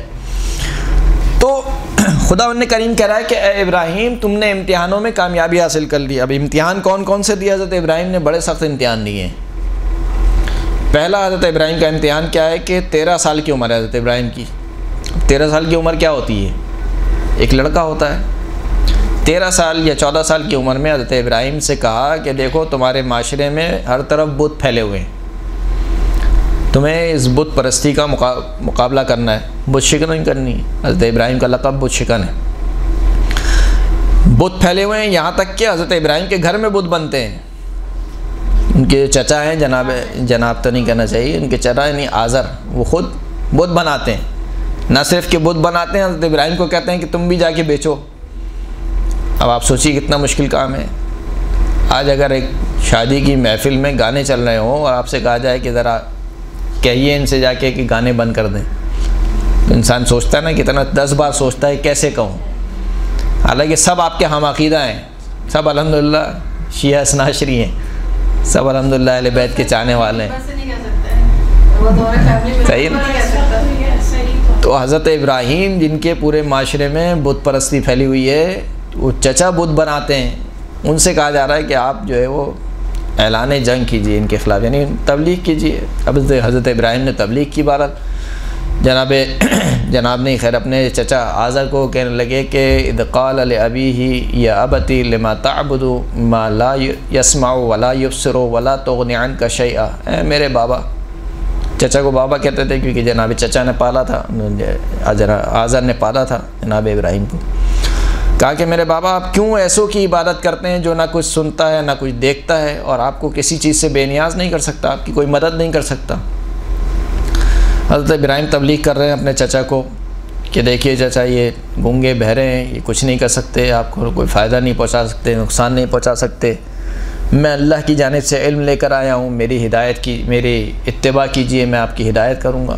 جواب میں آزر کیا کہتے ہیں، جناب ابراہیم کے چچا جواب میں کیا کہتے ہیں کہ اراغب انت عن آلہتی یا ابراہیم، اے ابراہیم کیا تو مجھے میرے معبودوں سے روکنا چاہتا ہے، میرے خداؤں سے مجھے روکنا چاہتا ہے؟ لئن لم تنتہی، اگر تو باز نہ آیا، لارجمنک، تو میں تجھے پتھر مار مار کے ہلاک کر دوں گا۔ واہجرنی ملیہ، اے ابراہیم نکل جا میرے پاس سے، اور تیرے اور میرے درمیان ایک طویل عرصے تک کیا ہوگی، جدائی ہوگی۔ اب یہ حضرت ابراہیم اپنی قوم سے بھی لڑ رہے ہیں، اپنے چچا سے بھی لڑ رہے ہیں، یہاں تک کہ وہ واقعہ سب آپ کے ذہن میں کہ وہ لوگ عید پہ چلے گئے، جناب ابراہیم چلے گئے بت کدے میں، سارے بتوں کو توڑ دیا، جو سب سے بڑا بت تھا اس کے گردن میں کلہاڑے کو لٹکا دیا۔ جب وہ لوگ واپس پلٹے تو کہا کہ بھائی کس نے توڑا ہمارے بتوں کو؟ کہا یہ ایک لڑکا پھرتا ہے، اس کو ابراہیم کہا جاتا ہے، اس نے توڑا ہوگا، وہی ہمارے بتوں کو برا بھلا کہتا ہے۔ کہا لے کر آؤ اس کو، لے کر آیا، پوچھا ہاں بھائی حضرت ابراہیم کیا تم نے ہمارے بتوں کو توڑا ہے؟ کہا مجھ سے پوچھتے ہو، یہ تمہارا بڑا بت، یہ تو صحیح سلامت ہے اور اس کے گلے میں ہی کلہاڑا ہے، کہیں ایسا نہیں اسی نے توڑ دیا ہو۔ تو کہا کہ اس سے پوچھو کس نے توڑا ہے؟ تو وہ سب بغلے جھانکنے لگے۔ کیوں بغلے جھانکنے لگے؟ کیونکہ ان کو معلوم تھا کہ یہ بیچارے کچھ بولتے نہیں ہیں، یہ تو خود ہمارے محتاج ہے۔ تو حضرت ابراہیم کو پھر باندھ دیا گیا رسیوں سے اور آگ کو روشن کیا گیا۔ نمرود نے کہا کہ حضرت ابراہیم کو پھینک دیں گے، اب کہاں پر؟ آگ میں، اور آگ کو روشن کیا گیا اور کئی مہینوں تک آگ جلائی گئی۔ اب جو ہے وہ اتنی آگ روشن ہو گئی کہ اب پھینکیں کیسے حضرت ابراہیم کو؟ جو آگ کے پاس جائے گا وہ خود بھی جل جائے گا، جو دوسروں کے لیے آگ جلاتا ہے وہ خود بھی جل جاتا ہے، چاہے بغض کی آگ ہو، چاہے غیبت کی آگ ہو، چاہے کینہ دشمنی کی آگ ہو، وہ خود بھی اس آگ میں جلتا رہتا ہے۔ بہرحال کہا کہ کیسے پھینکیں؟ کہ منجنیق بنائی گئی، پہلی منجنیق دنیا کی بنی تھی، اس منجنیق میں بٹھایا اور حضرت ابراہیم کو پھینکا۔ اب حضرت ابراہیم ہوا میں معلق ہیں، ہوا میں معلق ہیں، آگے کیا ہے؟ آگ ہے، پیچھے جانے کا کوئی راستہ نہیں ہے، ہوا میں معلق ہیں۔ اور ایسے میں فرشتہ آیا، ابراہیم کیا ضرورت ہے، کچھ مدد چاہتے ہو؟ کہا مدد تو چاہتا ہوں مگر تجھ سے نہیں، جو میرا پروردگار ہے اس سے مدد چاہتا ہوں۔ اور اس نے کیسی مدد کی؟ یا نار کونی بردن و سلامن علی ابراہیم، اے آگ ٹھنڈی ہو جا اور سلامتی والی ہو جا۔ خداوند کریم نے دو حکم دیے، ایک تو ٹھنڈی ہو جا اور دوسری سلامتی والی ہو جا۔ کس کے لیے؟ فقط ابراہیم کے لیے، کسی اور کے لیے نہیں، فقط ابراہیم کے لیے۔ تو اگر خداوند کریم کہتا ہے کہ ٹھنڈی ہو جا تو ابراہیم جم جاتے بیچارے۔ ہاں وہ سلامن، ٹھنڈی ہونے کے ساتھ ساتھ سلامتی والی بھی ہو جا۔ تو حضرت ابراہیم وہاں سے بہرحال نجات پائی۔ حضرت ابراہیم نے پہلا امتحان حضرت ابراہیم کا۔ پھر اس کے بعد حضرت ابراہیم کی شادی ہو گئی جناب کس سے؟ دو بیویاں تھیں حضرت ابراہیم کی، جناب ہاجرہ اور جناب سارہ۔ جناب سارہ سے شادی ہو گئی، جناب سارہ سے کوئی بچہ نہیں ہوا، یہاں تک کہ حضرت ابراہیم بوڑھے ہو گئے، کوئی بچہ کوئی اولاد نہیں ہوئی۔ پھر انہوں نے شادی کی جناب ہاجرہ سے، جناب ہاجرہ سے پیدا ہوئے جناب اسماعیل۔ اب یہ تو خود ایک امتحان ہے، اگر خداوند کریم جو بھی بے اولاد ہیں خداوند کریم ان کو اولاد عطا فرمائے۔ اولاد کا نہ ہونا بہرحال ایک امتحان ہے انسان کا، اور بڑا مشکل ہو جاتا ہے اس چیز کو برداشت کرنا۔ تو حضرت ابراہیم کی اولاد نہیں ہے، اب بڑھاپے میں خداوند کریم نے اولاد عطا کی کہ ہم نے بڑھاپے میں ابراہیم کو اسماعیل عطا کیا، خود قرآن مجید کی آیت۔ اب جب بڑھاپے میں اولاد عطا ہو گئی تو اب حضرت ابراہیم سے کہا کہ اے ابراہیم، یہ جو بچہ جو تمہارا پیدا ہوا ہے، جسے ہمیں اپنی زبان میں کہنا چاہیے جو منت و مرادوں والا بچہ ہے، ظاہر سی بات ہے اتنی عرصے سے اولاد نہیں ہوئی ہے، اب بڑھاپے میں اولاد ہوئی ہے تو منت و مرادوں والا بچہ ہے۔ کہا اس کو اور اپنی بیوی کو چھوڑاؤ کہاں پر؟ وہ صحرا بیابان میں، نہ آدم ہے نہ آدم ذات، نہ کھانے کا کچھ آسرا ہے نہ پانی بھی نہیں ہے جہاں پر۔ خداوند کریم جناب اسماعیل کا قول نقل کرتا ہے، ربنا انی اسکنت من ذریۃ بواد غیر ذی زرع عند بیتک المحرم، خداوند کریم میں اپنی ذریت کو چھوڑے جا رہا ہوں ایک ایسی وادی میں جہاں کوئی آب و گیا نہیں ہے، لیکن تیرا گھر وہاں پر موجود ہے، عند بیتک المحرم، تیرا حرمت والا گھر وہاں پر موجود ہے۔ اب جہاں پر یہ امتحان ہے حضرت ابراہیم کا، وہیں پر امتحان ہے کس کا؟ جناب ہاجرہ اور جناب اسماعیل کا۔ جناب اسماعیل تو خیر چھوٹے تھے، جناب ہاجرہ کا بھی امتحان ہے یا نہیں ہے؟ اگر وہ بیوی آج کل کی بیویاں ہوتی تو کیا ہوتا؟ جناب اسماعیل سے پہلے ذبح ہو جاتے حضرت ابراہیم، کیا آپ مجھے چھوڑے جا رہے ہیں، وہ بھی ایسی جگہ پر جہاں نہ پانی ہے جہاں دانا ہے، اگر ماننا ہی ہے تو ایسی بولتے ہیں کہ ماننا ہے، لیکن بہرحال جناب ہاجرہ جناب اسماعیل اس جگہ پر رہے، حضرت ابراہیم چلے گئے، پھر اس کے بعد بچے کو پیاس لگی۔ اب جناب ہاجرہ بچے کی پیاس بجھانے کے لیے دوڑی، کہاں پر دوڑی؟ صفا اور مروہ کے درمیان۔ وہ دوڑنا خدا کو اتنا پسند آیا کہ تمام تک قیامت تک آنے والے حاجیوں کے لیے واجب قرار دے دیا کہ وہ ہاجرہ جو میرے نبی اسماعیل کی پیاس کے لیے دوڑی تھی صفا اور مروہ کے درمیان، اس دوڑنے کو اللہ نے عبادت بنا دیا۔ کہا تمہارا حج اس وقت تک قبول نہیں ہوگا، کمپلیٹ نہیں ہوگا جب تک صفا اور مروہ کے درمیان چکر نہیں لگاؤ گے۔ تو بہرحال حضرت ابراہیم نے ایڑیاں رگڑی اور اس سے چشمہ پھوٹا، اتنا چشمہ پھوٹا کہ سیلاب کا خدشہ ہوا، تو جناب ہاجرہ نے کہا کہ زمزم، عبرانی زبان میں کہا کہ رک جا، زمزم کے معنی ہوتے ہیں رک جانا، پھر وہ پانی وہیں پر رک گیا۔ اس پانی کو دیکھ کر پھر پرندے جمع ہونا شروع ہوئے۔ تو یہ بہرحال حضرت ابراہیم کا بھی امتحان تھا اور ان کے جناب ہاجرہ کا بھی امتحان تھا۔ اب وہ بچہ جو منت و مرادوں والا بچہ ہے وہ جوان ہو گیا، صحیح ہے۔ اب جوانی کے بعد کہا کہ جناب اسماعیل سے کہا جناب ابراہیم نے، انی رأیت فی المنام انی اذبحک، اے اسماعیل میں نے خواب میں دیکھا ہے کہ میں تجھے ذبح کر رہا ہوں، تو بتاؤ کیا کرنا ہے۔ اب اگر آج کل کے بچہ ہوتا تو کیا کرتا؟ بیٹے سے پہلے باپ ذبح ہو جاتا۔ تو بہرحال امتحان ہے، حضرت ابراہیم کا بھی امتحان ہے، حضرت اسماعیل کا بھی امتحان ہے۔ حضرت اسماعیل نے کہا کہ یا بابا جان جو آپ کو حکم ہوا ہے آپ اسے انجام دیجئے۔ حضرت ابراہیم نے جناب اسماعیل کو لٹا دیا، پٹی باندھ کر۔ حضرت ابراہیم کی آنکھوں پر بھی پٹی ہے، جناب اسماعیل کی آنکھوں پر بھی پٹی ہے، جناب اسماعیل کے ہاتھ بھی بندھے ہوئے ہیں، پیر بھی بندھے ہوئے ہیں، اور اب چھری چل رہی ہے، چھری چل چکی ہے، یعنی حضرت ابراہیم کو نہیں پتا کہ دمبا آ چکا ہے۔ حضرت ابراہیم نے تو یہی سمجھ کے چلائی چھری، کہ چھری کس پہ چل رہی ہے؟ بیٹے کے گردن پر، اور چھری چل چکی ہے۔ چھری چلنے کے بعد جب ابراہیم نے آنکھیں کھولی ہیں تو خداوند کریم نے کہا کہ قد صدقت الرؤیا، اے ابراہیم تو نے ہمارا خواب سچا کر دکھایا، ہم نے تیری قربانی کو ایک عظیم قربانی سے بدل دیا۔ مطلب جب جنت کا دمبا یا جو، اور وہ اس کی قربانی ہوئی۔ تو یہ حضرت ابراہیم کے امتحانات تھے۔ ان تمام کے تمام امتحانات میں حضرت ابراہیم کیا ہوئے؟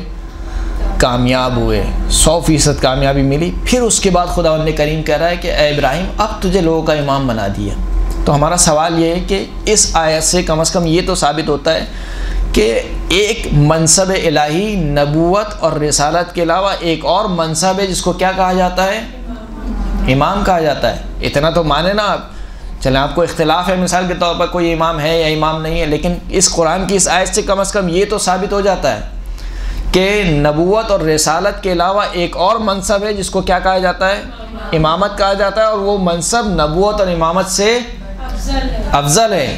کیوں افضل ہے؟ اس لیے کہ جب ابراہیم کو نبی بنایا گیا تو نہیں کہا ومن ذریتی، جب رسول بنایا گیا تو نہیں کہا ومن ذریتی، لیکن جب امام بنایا گیا تو فوراً سے ابراہیم نے کہا کہ ومن ذریتی، خدایا میری ذریت میں، یعنی ابراہیم سمجھ رہے تھے کہ کیا منصب ہے، اس لیے فوراً سے اپنی ذریت کے لیے بھی اسی عہدے کو مانگا۔ یہی وجہ ہے کہ امام رضا علیہ الصلوۃ والسلام نے صلی اللہ علیہ محمد وعلی محمد، امام فرماتے ہیں ایک مرو کے مقام پر امام نے خطبہ دیا، اور اس خطبے میں امام نے ارشاد فرمایا کہ ان الامامۃ خص اللہ عز وجل بها ابراہیم الخلیل بعد النبوۃ والخلۃ مرتبۃ ثالثۃ وفضیلۃ شرفہ بها واشاد بها ذکرہ فقال انی جاعلک للناس اماما۔ بے تحقیق امامت وہ عہدہ ہے کہ جس کو اللہ نے حضرت ابراہیم کے ساتھ مخصوص کیا، یعنی حضرت ابراہیم سے پہلے کسی کو اللہ نے امام نہیں بنایا۔ پہلے جو امام بنے وہ کون بنے؟ حضرت ابراہیم۔ کب بنے؟ بعد النبوۃ والخلۃ، نبوت کے بعد اور خلیل بنانے کے بعد، یعنی نبوت بھی مل چکی ہے ابراہیم کو، خلیل خدا ہے حضرت ابراہیم، خلیل بھی بن چکے ہیں، رسول بھی بن چکے ہیں، مرتبتاً ثالثتاً تیسرے مرتبے پر، وہ فضیلتاً، اور یہ جو امامت بنایا یہ امامت ایسی فضیلت ہے کہ شرفہ بہا، کہ جس سے اللہ نے ابراہیم کو مشرف کیا ہے، وہ اشاد بہا ذکرہ، اور اللہ نے یہ جو فضیلت دی ہے یہ فضیلت ایسے نہیں کہ مثال کے طور پر فقط چند لوگوں کے درمیان دے دی، وہ اشاد بہا ذکرہ، اس فضیلت کے ذریعے سے ابراہیم کے ذکر کو اعلان کیا ہے۔ اعلان کرنے کا مطلب کیا ہے؟ اگر کوئی بہت ہی جاہل اور ان پڑھ گھرانہ ہو مثال کے طور پر، اور اس گھرانے میں کوئی بچہ مثال کے طور پر میٹرک پاس کر لے، تو اس کے جو والد ہوتے ہیں وہ پھولے نہیں سماتے، اور پورے مثال کے طور پر محلے میں مٹھائی بٹتی ہے اور کہا جاتا ہے بھائی میرا بچہ مثال کے طور پر میٹرک پاس کر لیا اس نے، ایسا ہوتا ہی نہیں ہے۔ تو کہا کہ اشاد بہا ذکرہ، اللہ نے اس امامت کے ذریعے سے ابراہیم کا ذکر کا کیا کیا؟ اعلان کیا، یعنی دیکھو قال انی جاعلک للناس اماما، اے ابراہیم میں تجھے آج سے لوگوں کا امام بنا رہا ہوں۔ یعنی نبوت کے وقت یہ نہیں کہا، رسالت کے وقت یہ نہیں کہا، لیکن امامت کے وقت یہ کہا۔ فقال الخلیل علیہ السلام سرورا بہا، پس جب جناب ابراہیم نے سنا تو اتنے مسرور ہوئے کہ کہا کہ ومن ذریتی، خدایا اس ذریت اس امامت کو میری ذریت میں بھی رکھ دے۔ قال تبارک و تعالی لا ینال عہد الظالمین، اللہ نے کہا کہ یہ جو امامت کا میرا عہدہ ہے یہ ظالمین تک نہیں پہنچے گا۔ فابطلت هذه الآیۃ امامت کل ظالم الی یوم القیامہ، پس اس آیت نے قیامت تک ہر ظالم کی امامت کو باطل کر دیا۔ اور پھر اس کے بعد آگے بڑھ کر، یہ بہت لمبا خطبہ ہے، میں اس کے تھوڑے ٹکڑے آپ کی خدمت میں پیش کر رہا ہوں۔ آگے بڑھ کے امام رضا علیہ السلام فرماتے ہیں کہ ان الامامۃ ہی منزلۃ الانبیاء و ارث الاوصیاء، یہ جو امامت ہے یہ انبیاء کی منزلت ہے، اوصیاء کی میراث ہے۔ ان الامامۃ خلافت اللہ و خلافت الرسول، امامت کیا ہے؟ اللہ کی جانشینی ہے اور اس کے رسول کی جانشین ہے۔ و مقام امیر المؤمنین علی بن ابی طالب، اور امامت کیا ہے؟ امیر المؤمنین علی بن ابی طالب کا امام ہے۔ و میراث الحسن والحسین، اور امامت جو ہے وہ حسن اور حسین کی میراث ہے۔ تو یہ جو امامت ہے یہ امامت کا عہدہ اس قدر بافضیلت ہے۔ تو جو مولا کائنات کی سب سے بڑی فضیلت ہے وہ کیا ہے؟ کہ مولا کائنات من جانب اللہ، اللہ کی جانب سے امام ہے۔ وآخر الدعوانا الحمد للہ رب العالمین۔